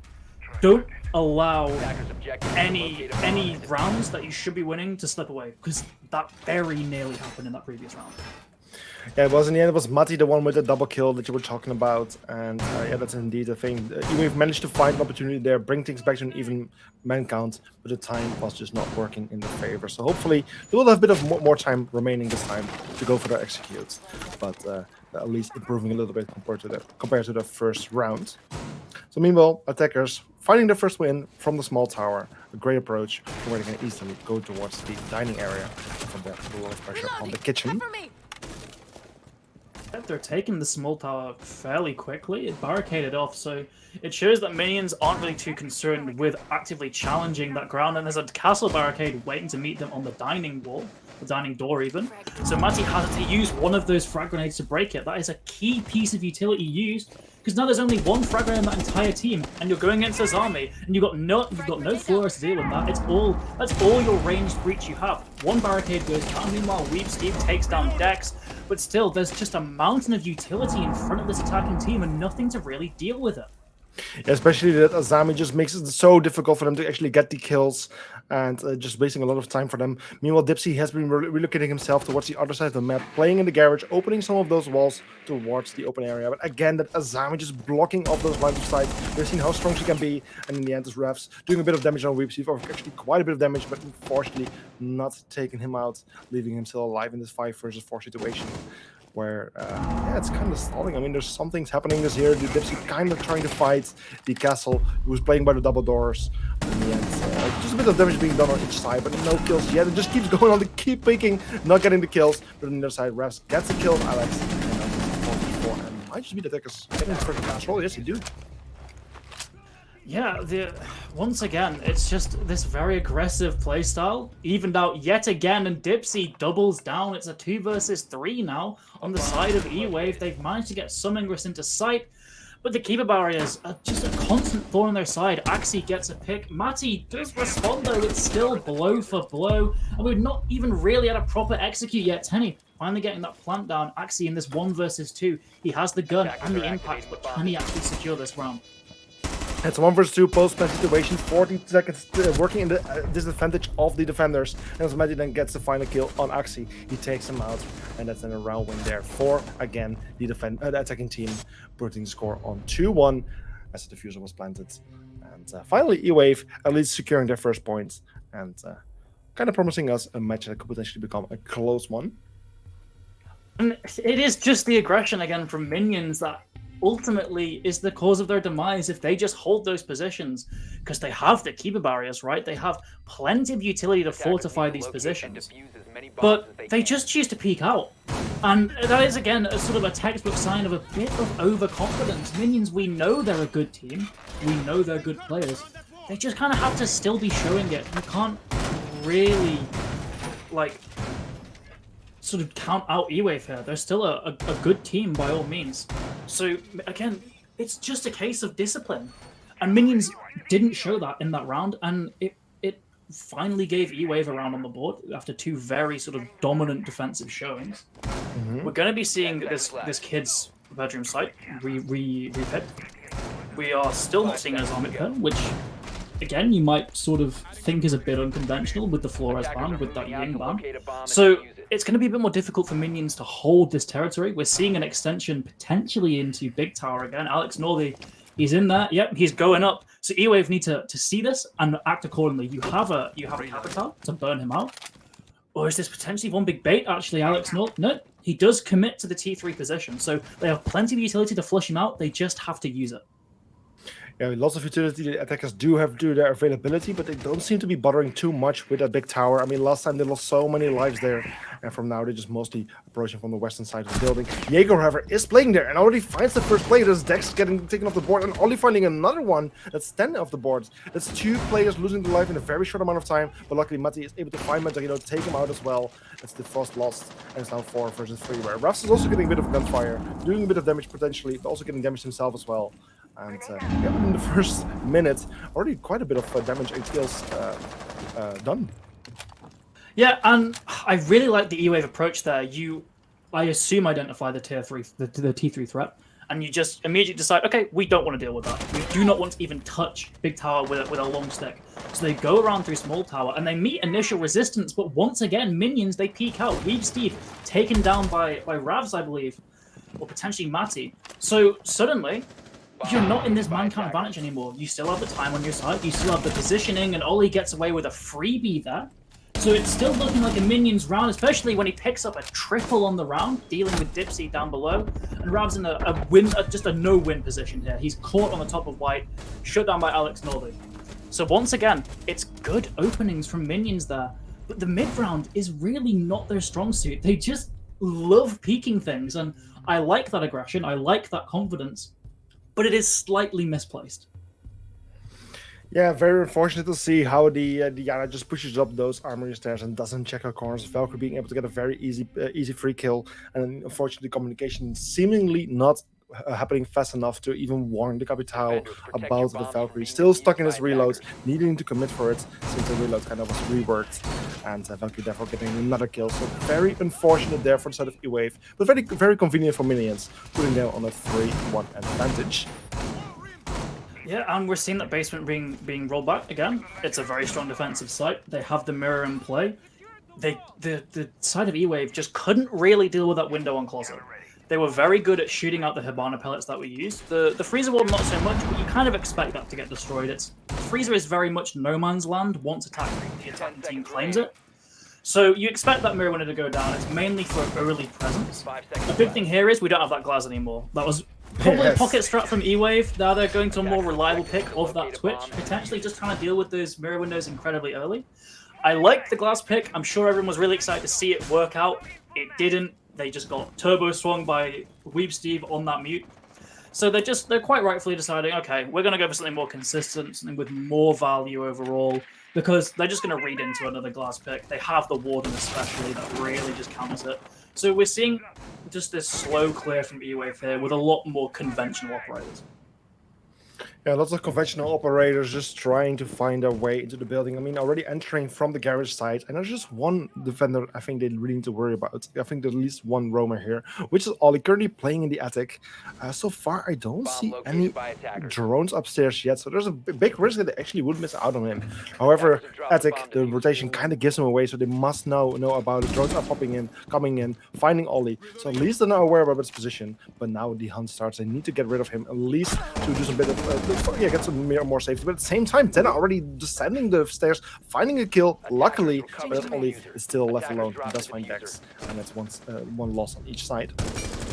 Yeah, actually gets taken down by Dipsy, though. Dipsy's still holding this T3 position, and Ollie taken down as well. The roam clear has been successful, a little bit costly with Dex being taken down, but you'll gladly trade 3 lives for 1 here. It's now up to Alex Norby and Weeb Steve. There are 2 pretty good operators for the clutch here. The Meat especially has 2 incredible guns. The Vector, very good as well, but it's all about positioning here. If they can isolate some of these 1v1 gunfights on Bunker, for say, on Freezer, they could very quickly even out this man count. It's just going to be a case of will E-Wave let them. This one player in this Bunker position, it's honestly making me a bit afraid here, because you don't want to be giving away a 1v1 engagement like that for free against the gunners of Minions. Weeb Steve just misses his shots, and it's kind of looking more and more likely with these 1v1s being given away. Ravs is down, but Tenna, he has the site control here, and he can just easily cut off the rotation from the mirror here. Yeah, and as Ravs is being injured, then is going for the defuse. Dipsy being extremely low in HP, however, not in a good position to go for the cover. Excuse me, as C4 is being thrown. Alex gets a kill on Tenna, but unfortunately, the fuser was planted. Ravs still being injured, and Dip still being extremely low in HP does provide some opportunities here for Alex. He just needs to land 1 bullet there on Dipsy to get the kill and have a chance to go for the defuse, but that might still take some time. So repositioning of Alex and Dipsy makes things a bit difficult to find each other. But in the end, Alex goes around the corner, does see a glimpse of Dipsy, but unfortunately doesn't let any shot, and he just continues to rotate. But in the end, the injury happens. And with 2 people being injured on the floor at the moment, it's Alex having enough time to go for the defuse, and also Rats leading out. So also the kill awarded to Steve there. And 1 more round win for the Minions. That was just a brutally long period of inaction there. Both players just always finding themselves on opposite sides of the wall. Eventually, Alex Norley gets that kill on through the closet holes and gets the defuse. But again, it was a nice clear from E-Wave. They just lose the gunfights, which is kind of a similar theme we saw in that last map. I really liked the positioning from the Minions players, the way they were able to isolate 1v1 gunfights. They played that clutch perfectly. It's just a case of E-Wave shouldn't really ever allow that to happen to begin with. They weren't pairing together. They were just going off on their own. They had a lot of confidence in their gun skill in that man account advantage situation. And it just didn't really work out. And it led to a round ultimately slipping away from E-Wave, which is not something you want to see. Especially from like a viewpoint, right? Clutches are great. But you can't help but feel for E-Wave. They did everything really well in that roam clear, trading 3 bodies for 1. Fantastic play in that mid round, in that early round. But the execute just falls apart. They just can't dislodge these anchors from the side of Minions, and it just leads. It ultimately ends on gun skill. And if you aren't sort of making advantage of other factors to mitigate gun skill, you're going to lose against minions. Just simple as. They're the second place team last season for a reason. They are incredibly talented at this game. So you're going to have to use other sort of advantages, other tricks to keep yourselves in these rounds. And that's something that E-Wave just didn't do last match, or last round even. Yeah. And with a 4-1 score, we're risking having a similar split of 5-1 split like we saw in the previous match. It's just really up to E-Wave to at least win one more round to bring this to 4-2 to still make things a bit workable, but that might still be a little bit tricky. Meanwhile, Dex already relocating himself or finding himself in the big tower. It seems like the wall was opened up before, but in the end, that has been reinforced. Just some holes made to make the bandit tricking a little bit easier, to create some sound holes so the bandit can trick in case needed. And yeah, with the motion attackers just stacking up here on the western side, it seems like they want to get those walls open of both the attic and the backstage wall. They have a nice line of sight and entry points to both the attic and the backstage. Very early aggression as Ollie just swings the shower corridor, gets that pick onto Dipsy, one of your hard breach down. You've still got Ravs on the ace, so there is more than enough chance for you to get an inlet onto site. Alex Northy forgoes the bandit trick. He just chooses to go for the gunfight, confident in his ability, Ollie with a second on the round. But Tenor trades out. Weeb Steve gets another trade, and it's another bloodbath in this mid-round position. We're not even halfway through the round, and already 4 bodies have fallen to the wayside. It's up to Dex and Rabs now to try and clutch this out. There's still a fully functional roam above. It's going to be incredibly difficult to find inlet into sight. Yeah, bloodbath there on the side from minions towards E-Wave, taking out one player after another. Just 2 leaving 2 remaining. Both Dex and Res getting spotted out, getting damaged even one by one. And this is an extremely difficult position. Dex, however, being able to make his way towards the kitchen corridor a little bit and finding Weep Steve, even taking him out as well. Frost, however, right behind him, can easily take him out if he makes one wrong move. And the game fight is going to happen. But no, Dex gets the kill on Ollie. It's a 4 vs 2, and this is the call for Rush to go for the defuse. But unfortunately, a player playing above has impacts, can create his own verticality to deny the plant from above, but also that hatch has been opened up. Monterino in a very strong position to deny the plant if happening, and let's go for single attack. It's for Dex to go for the cover, but unfortunately isn't able to, and so Monterino gets a final kill. It's a round win for the members of Minions. It was close, but ultimately it's still a 5-1 half for Minions there.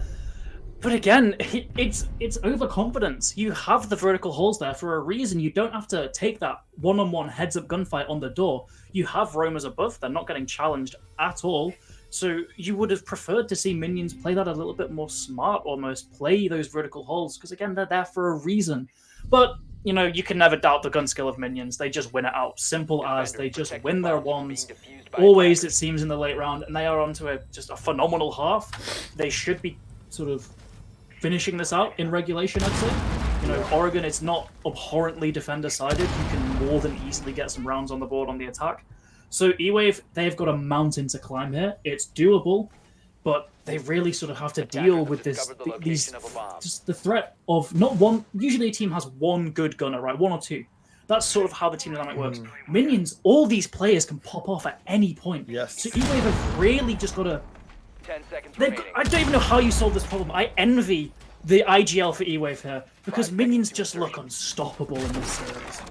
Yeah, it's even one of the things that Minions listed as one of the strengths when we did like a little survey for all the player teams for the previous season. They really rely on their gun skill, and that's something that they just continue to prove on and on. And just Minions is so strong. And as we now have reached this 5-1 mark, we're in the exact same score where we had the splits on the previous match. Disco Pogo, however, still managed to win some rounds, still managed to bring things to, it was a 4-6 in the end? But still managed to get a bit closer. 7-4 win. Oh yeah, 7-4 the other way around, yeah. And yeah, it's still possible here for E-Wave to at least win some rounds, but the question is, will they able to at least bring things to 5-5 and even things out? I don't think so. Well, it's certainly doable, but this sort of performance from E-Wave, it hasn't exactly inspired confidence. We've got this roamer of Dipsy on the Legion, holding this meeting position. He doesn't have a fully reinforced wall there, so he's going to likely try and just get some gunfights, very narrowly misses a pick onto that hatch. He now retreats back into kitchen, so if he can just be a menace up here, be a nuisance, he can bleed the clock fairly effectively, but you always run the risk of having a player in that position like that, because the attack could simply just ignore it. There's plenty of ways into the site. I believe the hatch in meeting is potentially even open. So you could just slink by and get down into sight. It is in fact reinforced. So ultimately, there's plenty of other areas to go. We're seeing a retake above, though. This could prove to be deadly for the defense. But elsewhere, Dipsy gets that opening pick. Axie responds, but Tenor, he's still in this attic position. He could play spoilers for the entire round. Yeah, he's just going for a flank, a very strong position. He finds himself and does find the head of the Hibana, takes her out as the Fuser even lost, but there's one more player just playing very close by. He should be spotted out anytime soon, and yes, in the end, it's Ollie the Nuck getting the kill just before the kill actually managed to happen there. Madrino, he was injured, luckily not finished, and therefore he now has been revived and it's back to full 3 versus 3. Still Madrino, very low on HP, but I think the defenders have done a great way, at least doing quite a bit of damage, wasting quite a bit of time, and breaking things to the 50-second mark with a 3 versus 3. Yeah, the trade was slow, and Madrino, as you said, pays for it. And when you're facing against a Goyo, that fire, it's by no means low damage, but it's still manageable. Dex doesn't even want to let the fire take its course, gets 2 wonderful kills onto that freezer position, and a 3rd to finish off the round. I can't even finish making my points. He just pops off when he's needed the most, and E-Wave, they get that first round on the defense. Yeah, 3 versus 3, going to a 3 versus 0 in such a short time. A beautiful way for them to end the round, but at least E-Wave finally winning another round after, I think, losing 3 in a row. So 5-2, at least the start is being made to potentially bring things even closer. But it might just also be this first round. It was a bit lucky or unlucky for any one of the sides. But we'll see how things go. A new bomb site is now being picked, of course, as they did just win. For this one, we're going towards the Kids and Dorms main hall. Yeah, and this is another quite strong site for the defense. Still, no Azami being brought. I don't know, I might just be crazy, but when you see a Flores ban here, and Oregon especially, I would expect Azami to be being brought a lot because it's just so oppressive. They've still got, you know, an oppressive operator in the form of that Clash, which is a very interesting pick. We didn't really see much use of it last round. They gave a call onto the freezer stairs, but apart from that, they were kind of just serving as a roadblock almost to deter the attack from choosing tower stairs, potentially funneling them into that roaming meeting hall. So it was quite a nice strategy there, but I don't really see the application on this site because a lot of kids' attacks revolve around that vertical, and the shield doesn't block your feet. It's only a wall. It doesn't block you from below. So you're still very susceptible to nades. And that's really going to be on your roamers down below. And Tenor, one of those roamers in question, nearly gets taken out very early. Which is mine just to slink away. Neither of those players was ready for the engagement right there. Just not expecting to find each other so soon, and therefore, I mean, not too much damage being done. The Nuck completely going by without any damage, and the Jaeger just suffering a little bit. But talking about suffering, it's Rafs who gets damaged quite a bit, likely some kind of explosive. The nade probably from the Nuck doing quite a bit of damage, almost taking out Refs, and there's no way to properly heal him. A reset isn't really that good of an option anymore for quite a long time, and he will just need to deal with it. But luckily, she has the shield to block most of the bullets. Yeah, but the chip damage from that nade will be fatal. It's being cooked now. He just has to hope that Tenor's ADS goes for the bulletproof camera, actually. And that's knock out of nades, but luckily there's still 3 more on the side. Dex elsewhere. Not the target we were really anticipating, and Ollie gets blown up from an explosive by Dipsy, so we're almost even. Ollie could still be picked up. Weep Steve elsewhere. He's one-manning this attic push. Very risky, could pay huge dividends, but with no one there to trade, if he gets taken out, that's likely the round over. A difficult position right here, but luckily the ace is also making his way into the walk-in closet, so from here he can also open up some more lines of sight and entry points, will make it even more difficult also for the Clash to just keep things secure. Then getting a kill, Alex does take out the first attacker losing life and finding a second by taking Axie out as well. It's a 3 versus 4. It suddenly seems to be very, very plausible here for the side of E-Wave. And with 1 minute, there's still a good amount of time also for the attacking team to regroup, find a new way in, and to try to go for an execute.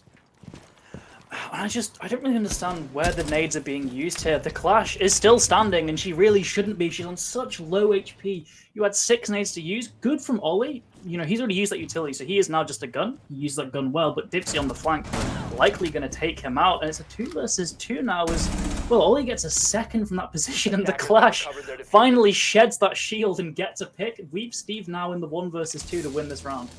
Yeah, so low in HP, the shield could easily take her out, but as Dipsy has the gun, takes out Weep Steve, the round gets ended rather quickly. It's a defensive win, going to the side of E-Wave, and E-Wave winning 2 rounds in a row and putting things on a 5-3, only putting them 2 rounds behind their opponent's minions.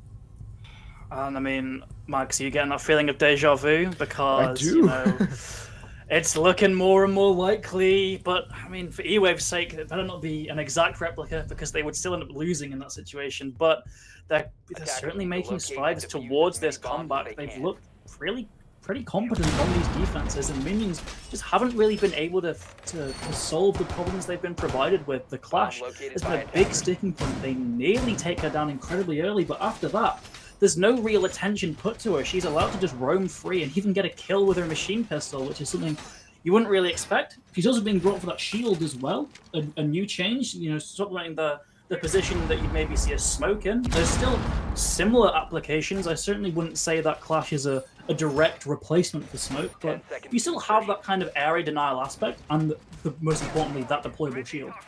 But it still comes with a whole host of other issues. Clash is slow, your long-range gunfight capability isn't that great, although Ravs did get a pick last round. So, if they can almost just ignore this clash and just go for the other 4, and minions, I'm sure they'll have no problems doing that. They're a very aggressive team, but Matty, speaking of aggression, could potentially get a swap peak here.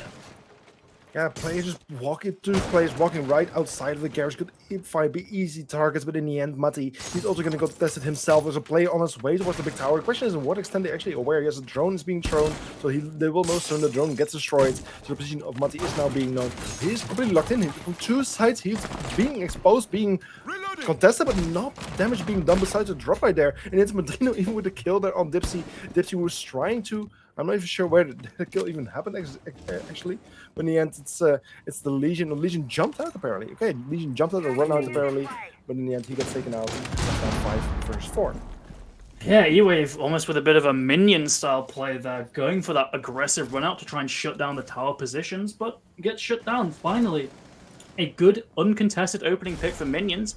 It gets even better as Matty is down.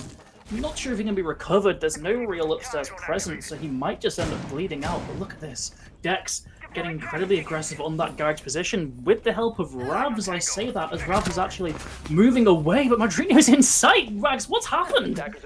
He just finds his way towards the kitchen corridor, finding his way into the kitchen and just not being contested whatsoever. Tene currently playing upstairs, maybe trying to assist up top where one of the players was injured. As they both, some kills happen. It's now 4 versus 1. The castle, unfortunately, also getting taken out by Axie, leaving Tene all alone in this 4 versus 1 situation, playing on the attic position, on the attic hatch. A good position to be in. Potentially could get some kills, but the opponents, they are aware of his position, are watching this hatch, and he gets easily taken out. And that's a round there. Going to the second team of minions, putting the score on 6-3. Match points for minions. Yeah, match point as you said, but it's still by no means a safe scoreline, right? There's only 3 rounds separating these teams, and E-Wave could easily do that with a good rotation of sites on their defense. They're continuing to bring that clash, which had middling effects. It didn't seem to deter a push through kitchen at all last round. We just saw Madrino take that space for free, and that's really what entirely ended that E-Wave defense. But nevertheless, they're bringing a shotgun this time, actually, so they are going full in on the utility, the shield, the shotgun, very much seeing like a sort of failed clone of the smoke, given those smoke nerfs.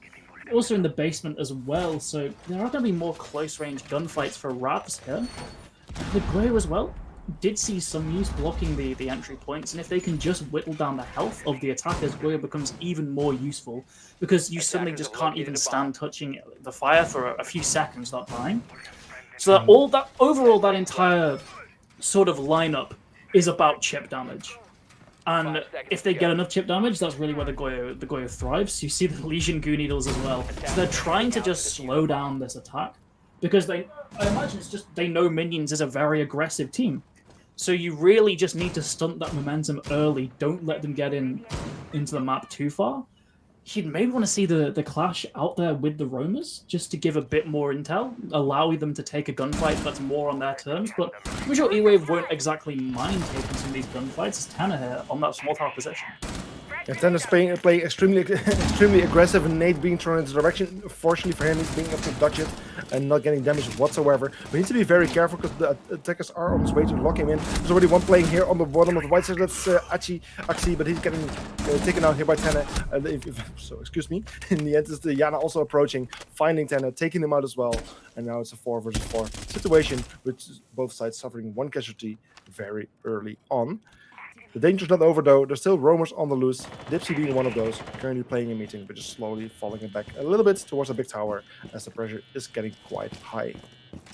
Yeah, that gunfight really deters Dipsy. Matty, however, is still in that top white position, but he can't be traded, and Rab's dead, I presume, on site. Has Minions just walked up again? Okay, not quite. They're still just on Freezer, and Matty, yeah, his position actually pays dividends, but still, Minions are starting to sort of batter on that door of the site, and Matty is really that get-out-of-jail free card. He's drawn their attention away from that push, because if Matty doesn't get that kill, I assure you, Minions are going to be crawling all over that site within the next 10 seconds. But of course, he gets the pick, and he's really managed to sort of swing the momentum in their favor. We're seeing 3 attackers, I believe, diverted all the way to the top floor, and now they've just seen that it's not worth it. They are thoroughly calling a clear here, just a full-on execute. Ollie in the freezer, he's just firing off a few shots, and they just need to commit to one idea or the other. They're still very much just in this mid position. They don't know whether they should roam clear or execute. They just need to make a call here. Yeah, call needs to be made, but at the same time, Matty also knows that he's no longer being contested, so he's making his way towards the meeting hall from where he can easily contest those attackers. He's in good position to either flank those freezer stairs or those laundry stairs, and especially also with the security being opened up, he has just one more shot to his availability. At the same time, the defenders of the attacks on the other side getting ready for the execute, throwing the first bits of utility, and things will just happen soon. Yeah, Ollie gets taken down, but it's a trade from Alex Northey, and it's still, we're just in this even man count constantly. Matty could still play spoiler, but he's actually fallen all the way down. Freezer still gets that pick onto Weep Slayer, and it's Alex Northey in that 1v2. 20 seconds and a lot of fire ahead of him. He's in a very, very difficult spot here. No flashbangs to his name now, can't even win a gunfight against Matty. I like the part of the decision-making from Minions that round. I like how they immediately responded to the threat on top white, and then they decided, okay, it's not worth it.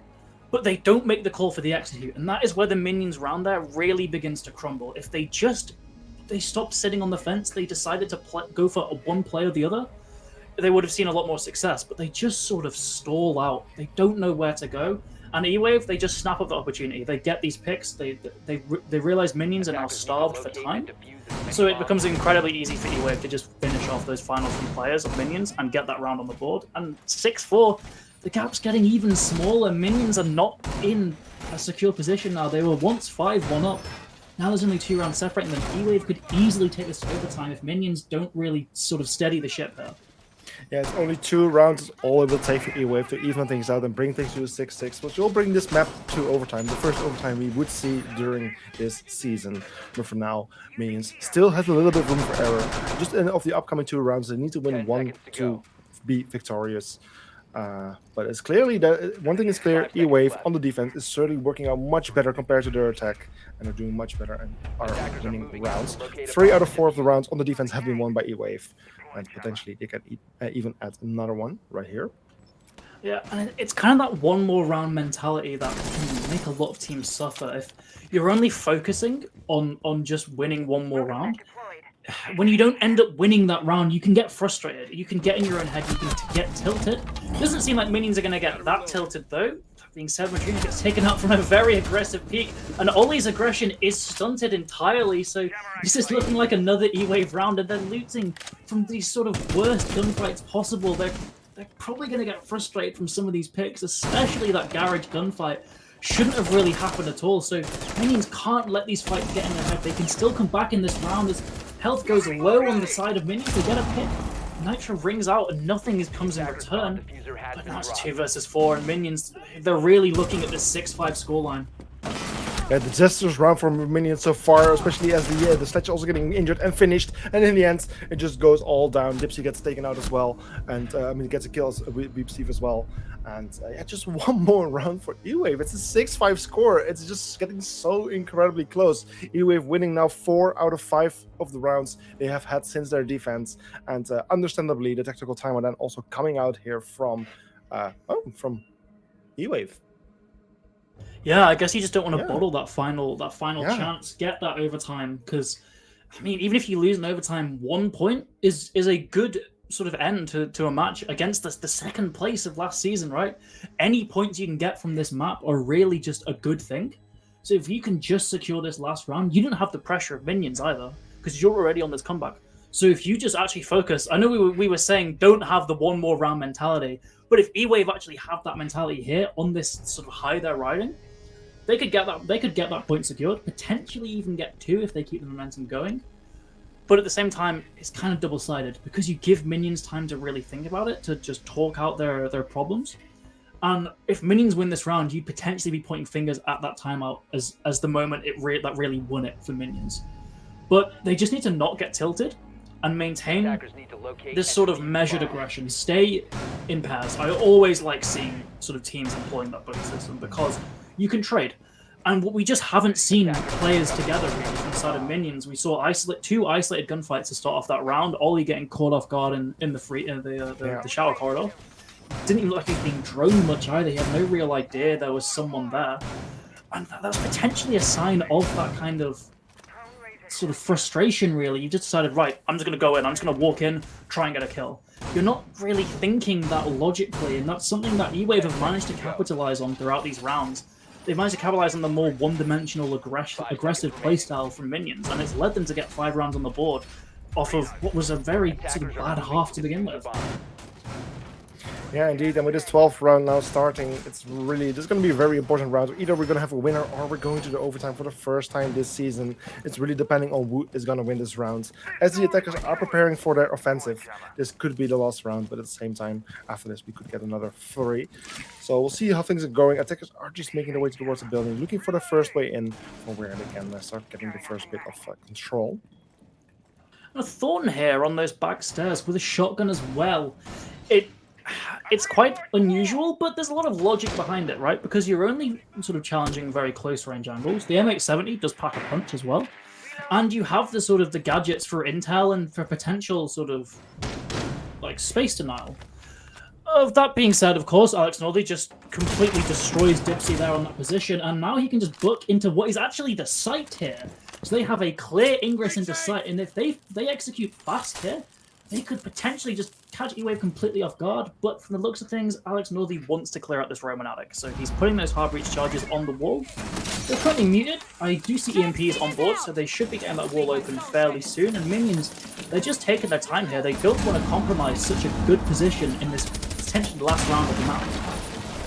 Indeed, this could potentially be the final round, especially as Martino gets a kill on Dex, but then with a kill there on Martino, and we put a kill on Refs, just going off and on. There's only 2 members left on the side of E-Wave. This is not what they were hoping for. The Gridlock just rushing in, finding a position inside of the bomb site, could potentially go for a plant very soon. It's only Matty, never mind, it's only 10. There's only one able to still win this round for the favor of E-Wave. As the Fuse are getting down, Weep Steve needs to make a move, or Tender needs to make a move, but gets taken up by Weep Steve, and that's a round win there for Team Minions, putting the score on 7-5, and therefore winning this match.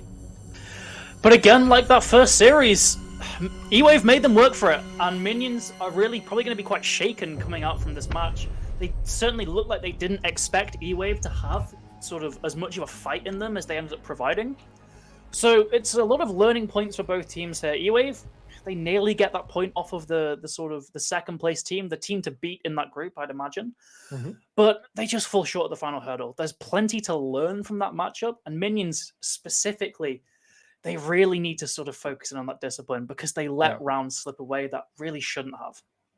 Yeah, in the end, they have lost some rounds that they shouldn't have lost, but at the same time, they also made a great attempt on their comeback. Again, this was a 5-1 split, just like we saw in the previous match, and just like Disco Pogo, they did a great attempt on actually working things back into favor. They almost got it. They got so close, but in the end, still Minions being the stronger team. Not as strong as some people would have expected. Also, you and me. I mean, Minions, the second team, like ended in second place for the previous season, being an extremely strong team.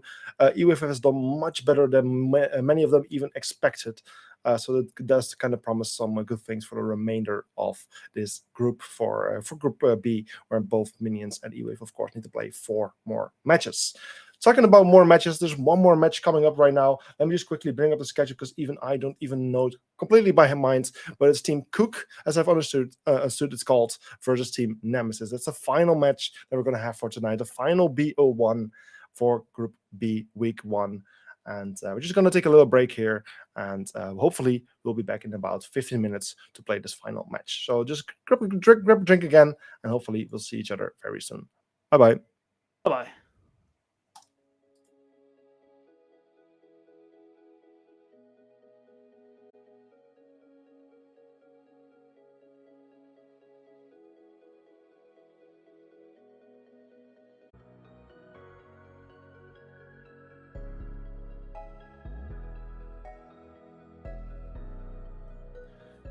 And welcome back. We're here for the final match of Playday 1 for Group B. It's still me, Bozenmax, and I'm still here accompanied by the great caster Pubble. And we're ready for this final match of today. Team Cook versus Nemesis. Yeah, and correct me if I'm wrong, but these are 2 brand new teams, right? Neither of them competed last season, not even like under a different name. There's just 2 new teams. So we're going into like the map bans and all that. It's kind of going to be a bit of a sort of a blind spot almost. There's nothing really to go off for these teams. Yeah, I can imagine they kind of feel the same way because also these teams might not really know each other. Like there is a few names that you might recognize, but as a team, it's just completely new. And also for these 2 teams, therefore, it's a bit difficult to kind of understand like, hey, which map should we ban against this team and which one should we in the end play against this team. So it will also be a bit tricky for these 2 teams as well. And yeah, it's like I said, there's a few names you might recognize from the past, but besides that, it's just mostly a new team, especially the Nemesis team, the Nemesis Germany team that is officially. Yeah, it's one I don't really know too well, so we'll see. Yeah, and well, you'd expect. I believe we're going to go to the vote, like the social vote, and you'd honestly expect probably an even split because there's nothing really to go off for the viewers either. This is very much going to be a very just sort of pick one. That being said, I guess not a lot of people are fans of Cook. I imagine they're some Nemesis fans on the socials. 63%. Do they know something we don't? I honestly don't know. Like, I'm not aware of them really playing anything else at the moment, so it's a bit hard to find information about these 2 teams. The only thing I can also kind of think about, I mean, Nemesis, maybe a bit of a bigger organization, really. I mean, they have multiple teams. There also used to be a UK team, but that dropped out like last minute. But it's just a bit of a bigger organization, so that kind of shows some level of professionality, really. But at the same time, we just don't really know too much either. So I guess for the viewers, also a bit of a guess. And then I can imagine Nemesis is a bit more of a safer guess in this case.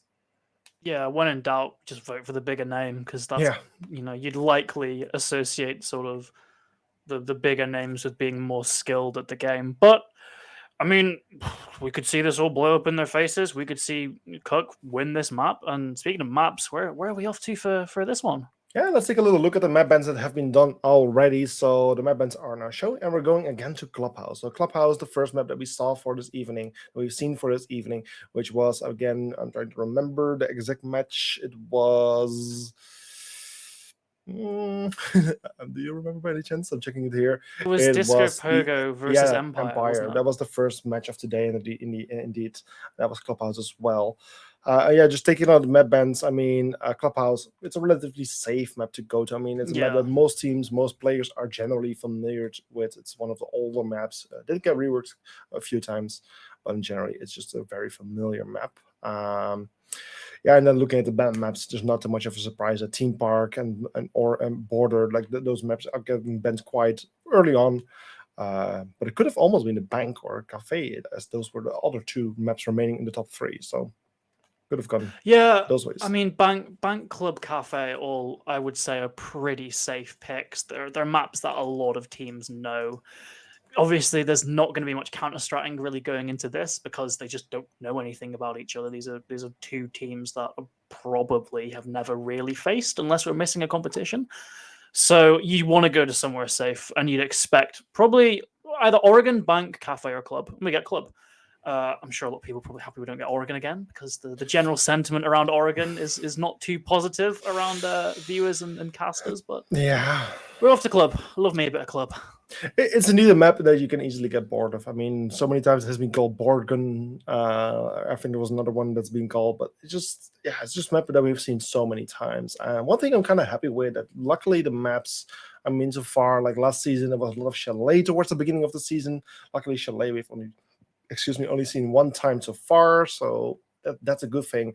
But just like the maps like Bank, Border, Cafe, Skyscraper, Theme Park, and Villa, at the moment are completely left out yet. And like especially the maps like Villa, Cafe, and Border Bank will like us a bit more, and maybe we need to wait a little bit longer for Theme Park and Skyscraper, as those are just tend to be the least favorite ones. Kind of with Border as well. Yeah, you tend to see these sort of lesser played maps later on in the tournament, because there's more to go off. There's more sort of strats to build to tailor make around teams.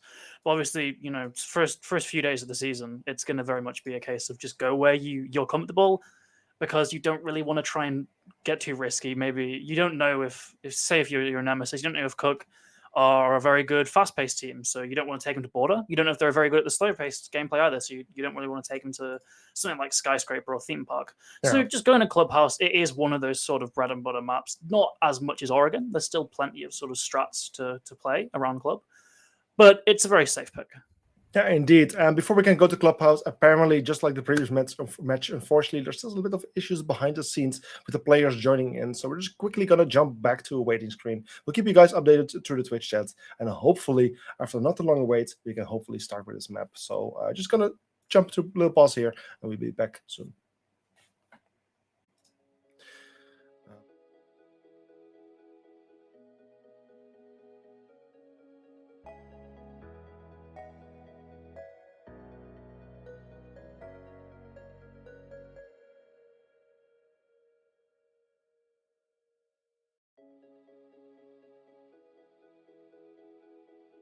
One.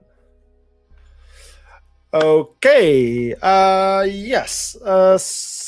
We're back. Sorry for the long waits. There's been a lot going on. I mean, one thing you viewers can probably already easily point out is the fact that it's 3-0. This is all to do with the fact that the team members of Team Nemesis Germany were too late, and we have like a penalty system. The longer we need to wait for those players to join, they will start losing rounds each like 2 minutes or so. So for this reason, it became a 3-0, but then things decided, like Ubisoft decided to throw some nice little extra by just creating some server issues. For that reason, the moments like we couldn't go beyond the 3-0 as players were unable to join.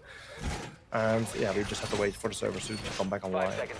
Luckily, they have been able to. And yeah, this match basically starts with a 3-0. That's an interesting one. Yep. Yeah, I mean, I guess it's especially bad for Nemesis here because they're on that defense, and you've effectively given away what could be half of all of your defensive rounds for just no opposition. But rules are rules. Although like the servers didn't have a part to play, we still have to uphold some of like the rules of this league. Nevertheless, we're on Clubhouse. We're on a basement defense. We appear to be having quite an extended roam here. No castle being used. We still got that Mute Mozzie though, very good for stalling out time. Although Mute still has one in pocket on site, and well, the misfortune just keeps on coming for Nemesis. They immediately lose 2 picks very early on. Review on that Warden and Zen on the Mozzie just taken out immediately, and it's just not looking good for the side of Nemesis already.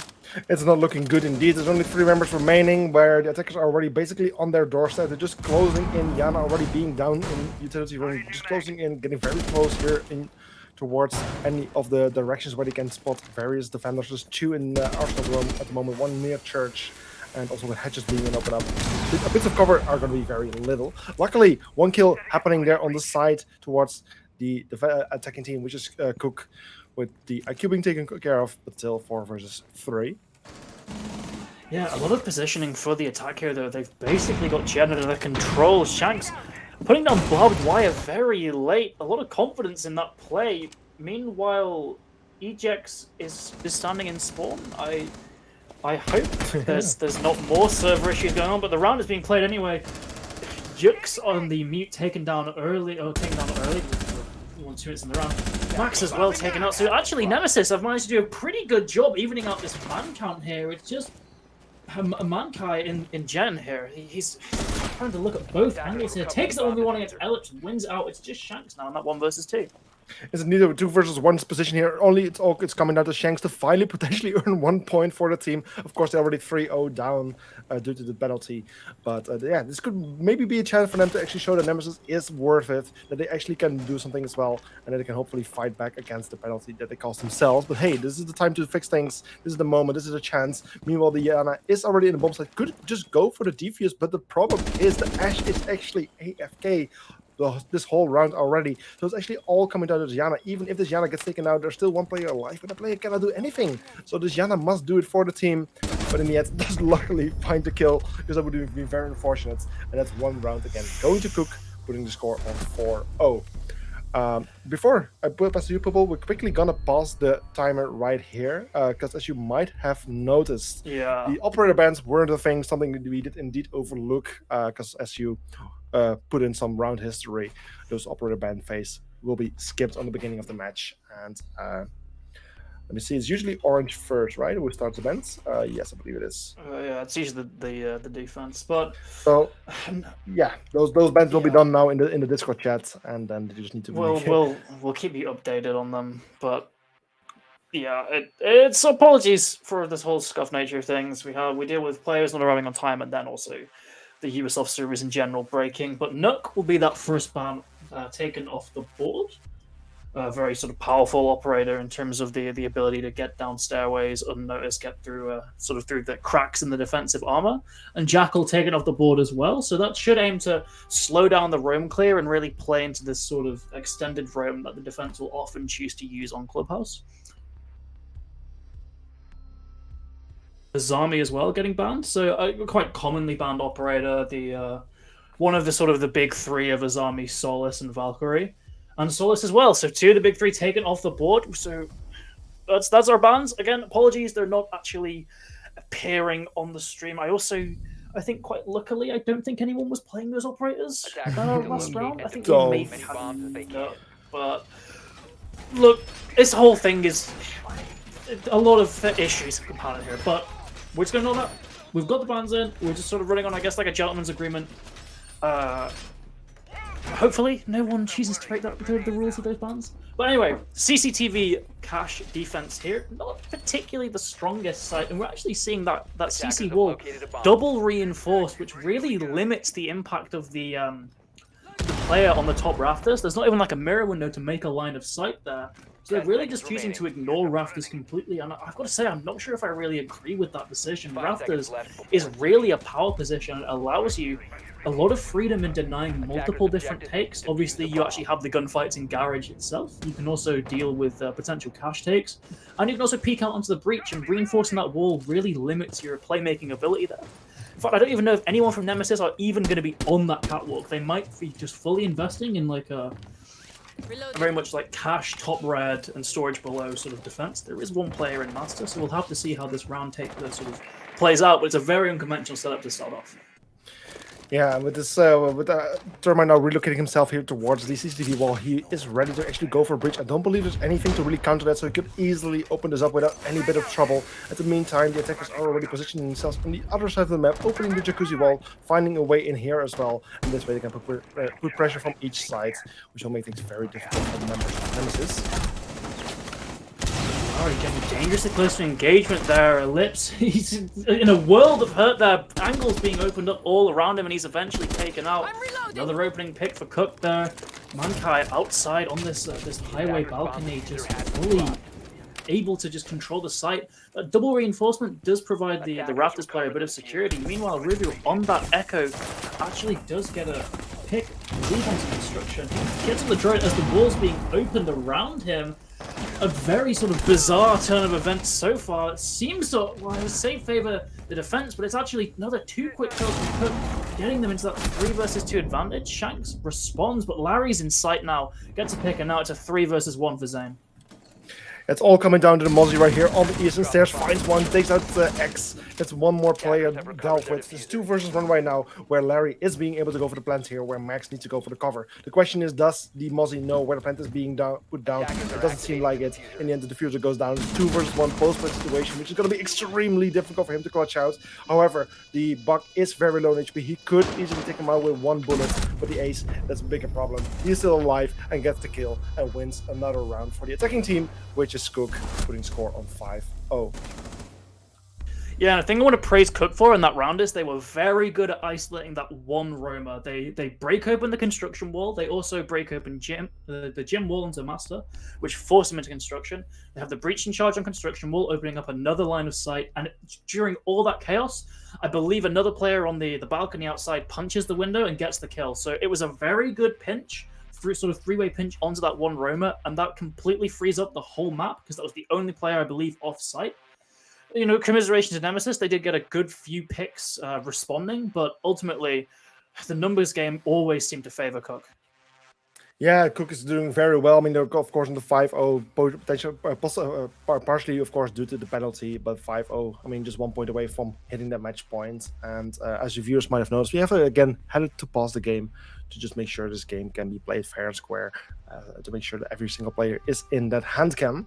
So just going to quickly wait for that, but meanwhile we have plenty of things to talk about. So this 5-0 of course puts Cook in a very good position. We're about to head to the 6th round, the round before the roll stops, so the last round for Nemesis to play as the attacking team and Cook to play as a defending team. But I do have a quite strong feeling that this match is going to be over very, very soon. Yeah, I mean, it's a must-win round for Nemesis here, but you kind of feel like already it's kind of spelled the end here. 5-0 down on that defensive half. Really, it's very difficult to recover from that. We saw some great attempts earlier. You know, we saw 5-1 halves both sides of the previous matches, and those ultimately ended up being very close maps.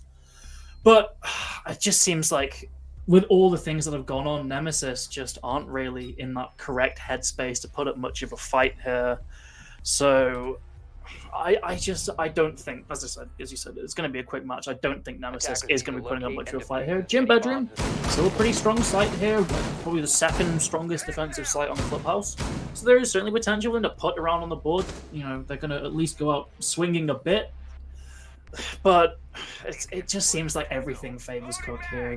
The vibes seem to be better for Cook. They're playing better. They're more sort of the gunfights are favoring them. Overall situation, they're coming into this 3-0 up. You're just going to be sort of in a better mood than the Nemesis players here. And that is really the sort of thing that has lost Nemesis. Well, I won't say lost yet. They could potentially win it.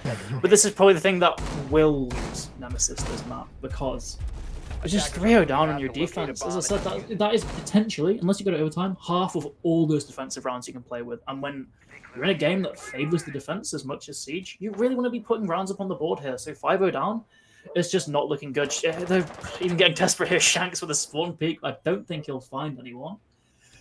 But still, even with this aggression, I just don't think Nemesis are really going to be hitting the board much. No, Nemesis is in a very tight situation here, which is just like by the second, things seem to be more unlikely for them to work things around. However, the attack of the attack of Cook being very slow for now. I mean, they're just still trying to turn around, trying to find some information. But soon, likely the termite will, and actually the Ace will head towards the wall to reinforce it. But no, it actually hasn't been even reinforced. It's out of the wall, so it can easily be opened up. The defense is mostly focused there on the cache side, where the Jaeger is currently holding up, and they will need to get him out of there by either opening the walls or just getting the kill. And this will eventually allow them to take further control and put more pressure on the bomb site itself. Yep, they can easily dislodge this player in cache. They have that hard breach, more than enough hard breach utility, the Thermite and the Ace. They've got Thatcher as well, which is sort of a rarity in competitive matches. Usually teams choose other options. Great vertical nade here. Should land a kill, and it does. But not onto the right team. Larry takes himself down with that nade, slightly overcooked, I've got to admit. And the player in cache just remains, I believe, completely unharmed. Maybe a bit of chip damage going his way. And that's really going to sort of stunt the whole momentum of this round as Shinx gets another one. Mankai's still below, trying to work off these vertical angles. And Max, he's in CC. They really want to get rid of this Jaeger, but well, he finally gets dislodged, but is it really worth it at this point? 2 versus 4 now for Cook, and we've still got a whole minute left for the defense to play with. Yeah, a whole minute to go. 2 versus 4, double amount of members alive on the defensive side compared to the attackers. Sturman opening up the wall there on Cash to just make it very difficult for Shanks to continue to play here. He's completely locked in. His position is known, but his Warden, he can just block those flashbangs and just basically have an advantage here. Something that Sturman might not be seen coming, but something else he didn't see coming was the cover from Zeven taking outsider, but Max never kills Shanks. Brings it to 1 versus 3. Does find another one, gets damaged quite a bit from an explosive, likely from below or so, I would say. But yeah, this will be a very difficult position for him to clutch out. Yeah, low health, plenty of high rate of fire guns focused at him. Yeah. Finally, a round on the board for Nemesis, but still a 5-1 half. We've seen 5-1 halves all 3 matches so far, and they don't tend to go well for the team that's 1-5 down. Of course, Siege is a game with 2 halves though, but Cook going onto this defense, you would expect them to be heavily favored here. They can just win off on basement, potentially even just win off on basement twice if all of the sites fail, because basement is just so strong for the defense. But we still have to get there. You know, Nemesis could make potentially the comeback of the tournament here. Well, that would be, if that would happen, that would be one to go down in the history books. Not one to be, not a great one. Like, I mean, the whole backstory of it, but in the end, it would be an amazing accomplishment. We're seeing that Fenrir being brought, which honestly, I mean, the Ubisoft devs aren't going to be happy, but he's not seeing much success today. We've kind of just seen attacking teams either just walk past them or just shoot people through them because they've just seen them previously and taken that gunfight. We haven't honestly seen the strength that I know that operator has. 10 seconds remaining. Where potentially it just doesn't really fit in like that console sort of landscape that's more really just full-on fast-paced. The gadget takes a while to fully activate. And even so, if you get a glimpse of someone beforehand and just shoot at that position, we've seen that in in match 1. I believe it was one of the players on Disco Pogo. Yeah, he got like a 4K in that round. He was just shooting players behind those Fenric, the field of vision. Yeah, I remember. So ultimately, unless Larry can make magic work here, Fenrir he's been a bit disappointing almost seeing him in this tournament so far. Yeah, maybe the only difference is that PC does have those those test servers where players can technically already have like a kind of a demo of a new operator and kind of already practice with it.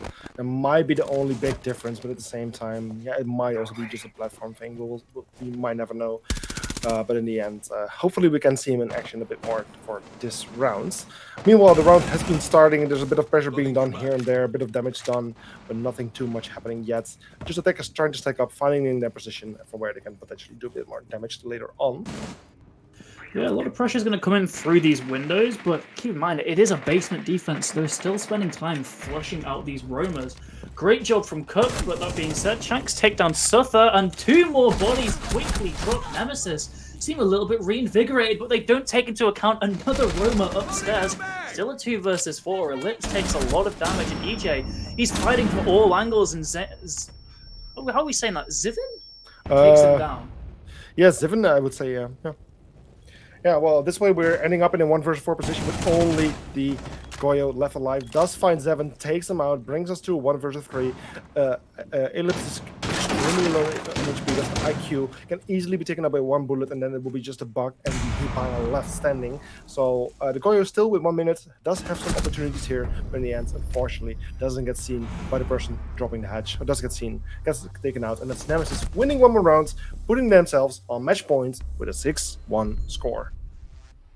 I don't believe it. Oh no, they're 5-2 down. Oh, excuse me. Oh, wow. Sorry. I'm 5-2 down. Yes. So no, we're in for the comeback here. Nemesis. They looked pretty good in that first attack, but Cook still have plenty of opportunities to right those wrongs. The roam game looked to be going good. There was a lot of stall going on, but just a flurry of kills came in. I liked the heavy investment into that roam. It certainly caught one of the Nemesis players off guard. I think Shanks off guard on that top main stairs. But ultimately, they just weren't winning their gunfights, and they let just their man count bleed down incredibly quickly. Looking at this lineup, I think we are going to be seeing more players on site. The Mirror and the Maestro specifically, very slow, loud operators. You wouldn't really want them roaming around. And the Bandit with the shotgun's likely going to be holding a corner, maybe blue stairs. We've seen that position played with a shotgun before.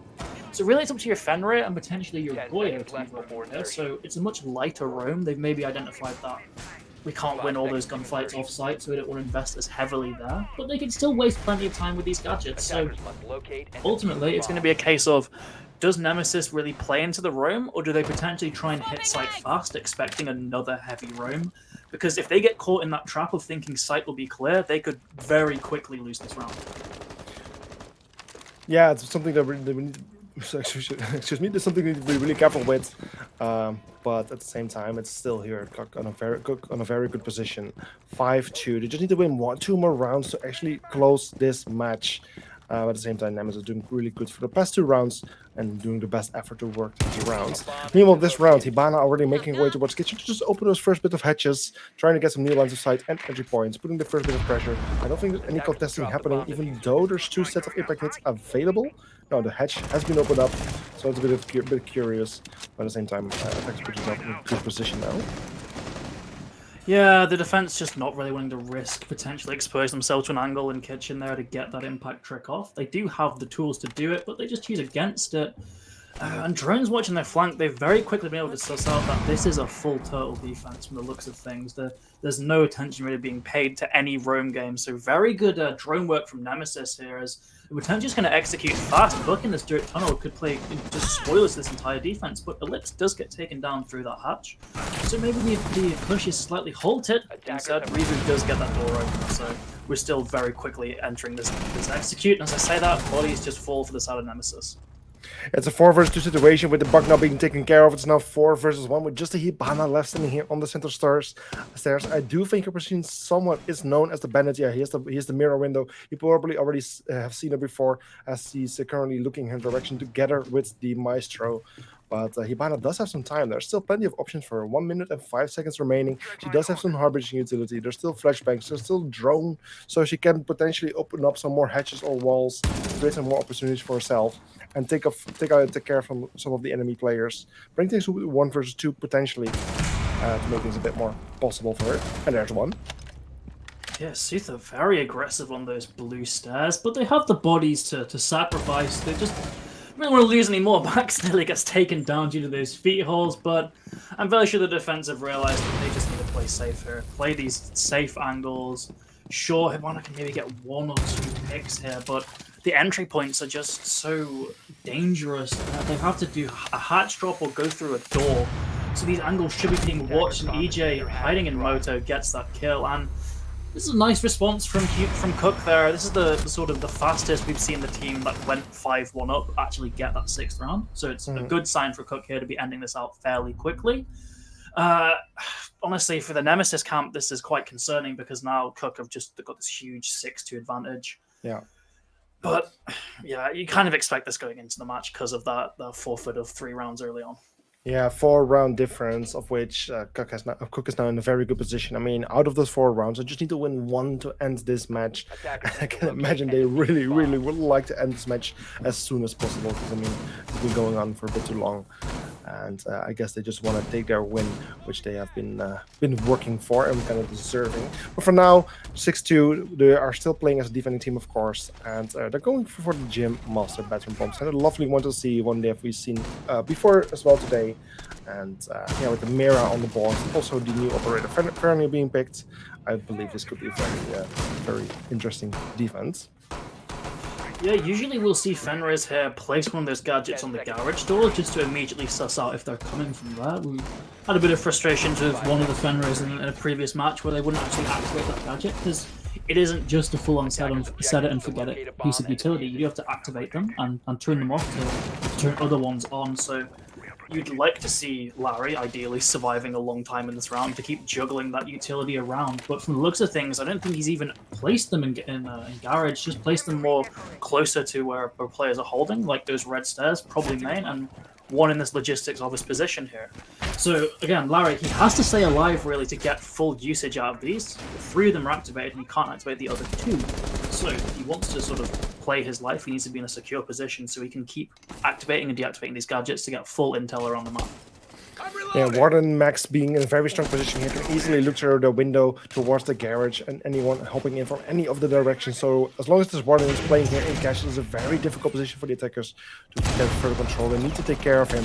We're throwing all at him, and then mysteriously, it's in the end Yana getting the kill there on Max, taking out the Warden. It's the first bit of control achieved by the attacking team, but there's still one more player at least playing here, even taking one out with the impact. It's almost taking a second as he does do quite a bit of damage on the Ash, but there's the Dokkaebi coming from behind, taking him out, and also Raifu with a kill there on Larry, bringing things to 2 versus 4 advantage of the Nemesis team. And it's the Fenrir gadgets again, just not really contributing that much. Oh, this mirror window could though. Gets the pick down onto Raifu, likely going to confirm it as well. Fares off the Gemini clone. The Ash tries to crawl away but gets taken down. But as I was saying, the Fenrir gadget, it just seems too slow, not a sort of restricted enough vision in these tight situations. You know, compound that with a bit of, you could say, poor positioning from Mankai there, things considered. He's not really blocked there, but a beautiful Nitro Cell from Suther there. Accidentally shoots his own mirror window, but that's not deterred him. He gets a triple kill on the round, and now it's all up to the Dokkaebi outside on the balcony. This will be the most beautiful way to end the potential final round of this match. It's currently 2-1. 2 versus 1 in the advantage of the Cook team. Just a Dokkaebi left standing for the attacking team of Nemesis, entering from cash, trying to make her way into construction, but she will likely be spotted. I mean, there's mirror windows, there's still castle barricade that could even be placed. There's cameras that have been hacked but are now being taken out. So no more information there for the Dokkaebi, and she has a DMR in her hands. Not the easiest weapon to control, especially not a console. Just barely missing the castle as he's trying to rotate, but her position is now known. All the eyes will be facing towards her, and this will be extremely difficult for her to clutch out with only 25 seconds. Yeah, the DMR packs a punch, but the rate of fire is just supreme. And Cook have an admittedly impressive first showing. It likely wasn't the circumstances they wanted, but nevertheless, a 7-2 win to start off their journey in ESA Cup. Yeah, that's a beautiful first entry for Cook. I mean, they have been doing pretty well, but at the same time, I also do feel a little pity here for the Nemesis team. I mean, they have shown that they're a good team in those 2 rounds that they managed to win. They've shown how dominant they can be, how strong they can be. It's just a bit unfortunate that we didn't get to see a bit more of them. In some way, it's their own fault, but luckily, there's 4 more matches coming for them in the group stage. So plenty of opportunity for them to still show what they're really capable of, and I hope that we can get a chance to actually see that. Yeah, they, from the sort of small glimmers of hope, they did look like a very sort of strong, competent team on those attacks. But ultimately, it was just sort of those issues before the match really just seemed to take their toll on them, both in terms of that 3-0 advantage and also just the general mood. But that's going to be it for today. Apologies, it wasn't exactly the sort of bombastic finish we wanted, but I think we still had some good matches today. I'm sure you'd agree, Max. Yeah, surely. A beautiful match for today. A beautiful way to open up the B group for ESA Cup Season 6. The first points being, of course, giving now to the first bit of teams. Before we close out the stream, we will be back on Friday with Group C. I believe it will be Overnex and Starcoin Hero, a brand new caster for ESA Cup, will be on the stream for that day. And then also on Sunday, we'll be back again with the final group, Group D, the final bit of play days with Pasta and Velocity on the stream. So make sure to note this in your agenda. We would love to see you in our stream for those 2 days as we introduce Group C and D. But for now, we wish everyone a very good evening. Thank you for watching. Thank you for your patience. And we hope to all see you very soon. Bye-bye. Bye-bye.